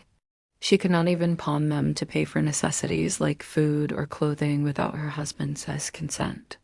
Marriages were arranged by families, usually when girls were still very young. Women couldn't just say no to a match. Once a girl married, she gave up many of her rights and became the property of her husband. Medieval marriage was often described as a legal and religious sacrament, a bond that joined two people in a partnership ordained by God himself. This elevated marriage above simple contracts. Marriages were public ceremonies, sometimes elaborate affairs, celebrations of a union blessed by the church and witnessed by friends, neighbors, and family. The vows were more than promises. They were declarations that reshaped a woman's identity. A maiden became a wife. A daughter became someone's property. If they rejected their family's choice, they risked being labeled a shrew and never marrying at all. This wasn't about love. It was about economics, politics, and social standing. A good match meant financial stability and the continuation of alliances between families. Marriages united nobles, creating bonds between lords and ladies who might otherwise be rivals. And even common folk benefited from arranged marriages. A poor farmer who married his daughter to a prosperous landowner, for instance, might receive a dowry, a sum of money or property given to the couple to start their life together. The money helped establish the bride and groom as independent members of society, capable of running their own household and maybe even a small business. Dowries were common throughout Europe, although the amount varied based on social status. The wealthier the bride's family, the larger the gift. But for all the benefits of marriage, there was one huge catch, and that transaction wasn't just symbolic. In medieval Europe, there was no such thing as separate property for married women. If this sounds extreme, it was standard legal protections for husbands. But there were rare cases when women managed to accumulate any kind of influence or respect within their marriages. So while some women did gain a measure of security by becoming enforcers of the very structures that had destroyed their own autonomy, That victory felt more like defeat than triumph, but Isabella's resistance was futile. As a member of the French royal family, she couldn't reject a diplomatic marriage. Isabella's story isn't unique. History is full of powerful women who gained influence in marriage by embracing the very structures that subjugated them. Like Isabella, medieval women could not control their own bodies, not even after death. This control extended to the afterlife as well. Medieval marriage was about control, male control. Marriage stripped women of their identity, their autonomy, and even their bodies. For women, submission was the only path to survival. But that meant perpetuating a system that destroyed women's lives. Thanks for watching. Medieval peasants are often portrayed as dim-witted, superstitious people who accepted their lot in life without question. But new research paints a very different picture. Hi, everyone. Here. Today we're exploring how medieval peasants resisted their lords. Contrary to popular belief, medieval peasants were not stupid. The psychological toll of this system cannot be understated. Peasants lived with the constant knowledge that their labor enriched others while their own families remained malnourished. We've romanticized the idea of revolution, and rightly so. There's power in organized rebellion and standing up to oppressive systems. But the truth is, many peasants didn't have the luxury of open rebellion. They were trapped in a cycle of toil and oppression. So they resisted in the small, quiet ways they could, and those acts of resistance, when viewed together, form a powerful testament to the indomitable spirit of the common man. When the Lord demanded more and more from his serfs, when the taxes became unbearable, when the punishments became too cruel, the peasants pushed back. Peasants weren't just resigned to their fate. They weren't just enduring their suffering. They were resisting, revolting, and, when necessary, running away. An equitable world, the story of the peasants offers us a timeless lesson on resistance. We should see our brothers and sisters who, like us, were trying to make the best of a difficult situation, who, like us, were trying to survive and thrive in a world that often seemed determined to hold them down. Their resistance, though quiet, was powerful. Their spirit, though broken by the wheel of feudalism, was indomitable. And their humanity, though denied by a system that sought to dehumanize them, shone through in their everyday lives, in their love, laughter, and community. Their legacy lives on in the stubborn independence that still characterizes rural communities and the deep suspicion of authority that runs through folk traditions. It's a story that deserves to be told, not just for its historical value, but for the lessons it holds for us today. The children born into this world knew no other reality. They learned from infancy that their role was to serve, to accept less, to expect nothing beyond what their betters deemed appropriate. Education was forbidden to them, not just because books were expensive, but because literacy might give them dangerous ideas about their station in life.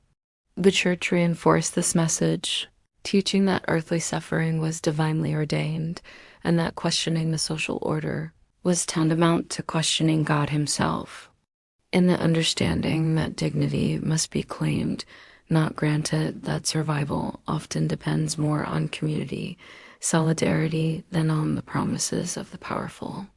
They were real people with hopes, dreams, and aspirations. They loved, they laughed, they cried, and they died. And in the tapestry of history, their story is an essential thread.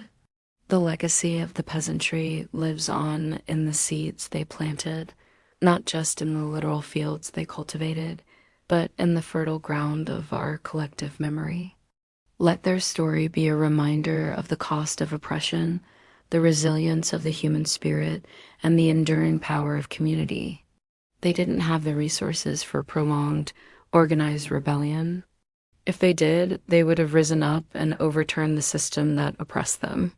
Instead, they fought in small, subtle ways, finding strength in numbers, in their shared suffering, in their common humanity.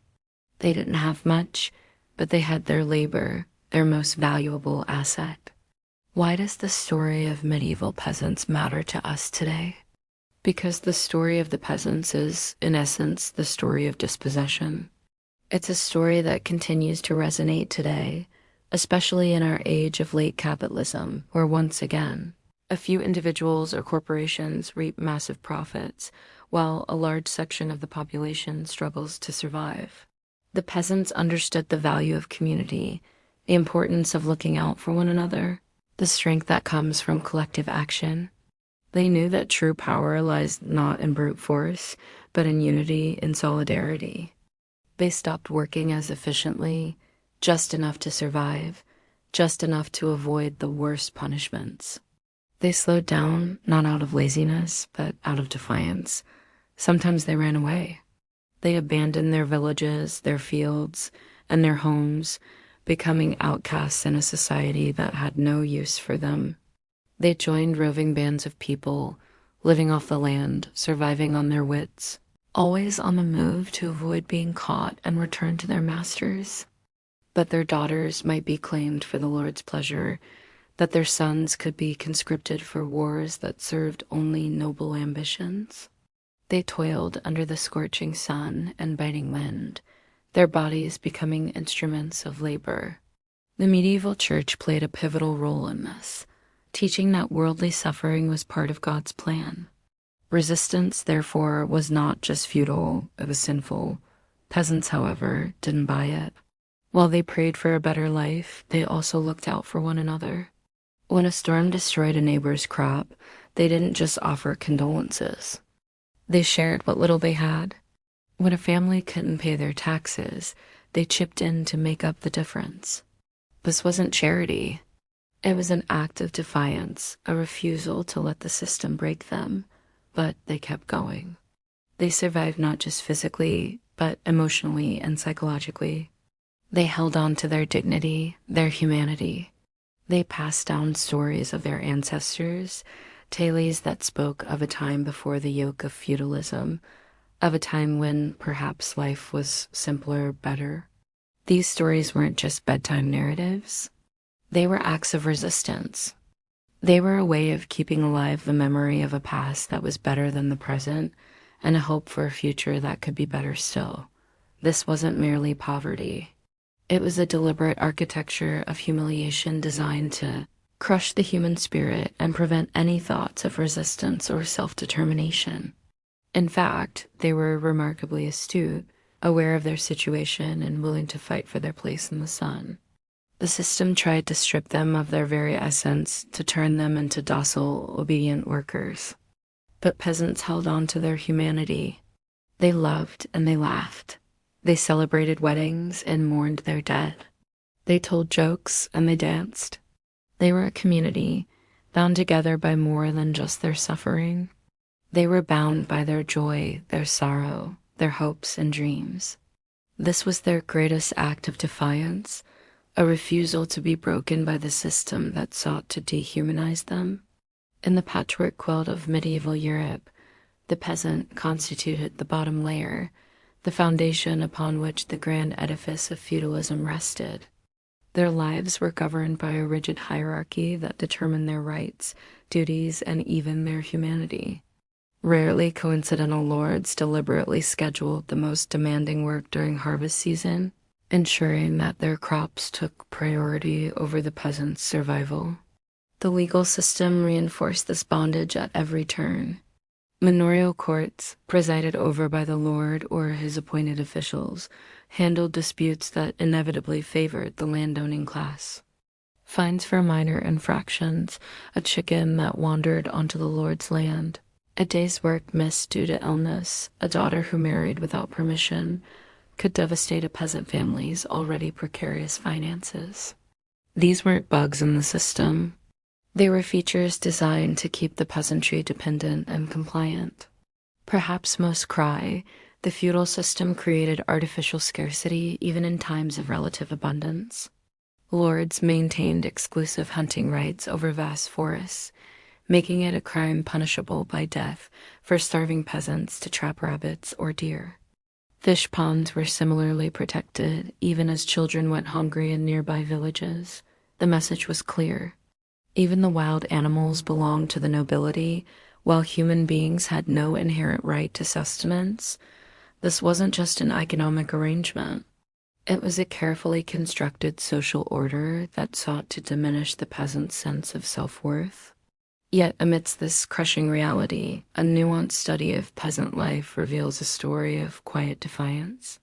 The first way peasants resisted was by simply surviving. Each day, they woke up before sunrise and worked until sunset. But survival wasn't enough. Peasants also had to contend with the psychological manipulation employed by the system to keep them in check. Perhaps the most potent form of resistance was the peasant's refusal to be dehumanized. But sometimes resistance took on a more tangible form. It's important to note that this wasn't just a story of passive resistance. But why do we need to talk about this now? As we grapple with the challenges of our time, as we strive to create a more just, when we think of medieval peasants, we shouldn't just see downtrodden, ignorant workers. The peasant's story is one of dispossession, yes, but it's also a story of resilience, of resistance, of the indomitable spirit of ordinary people.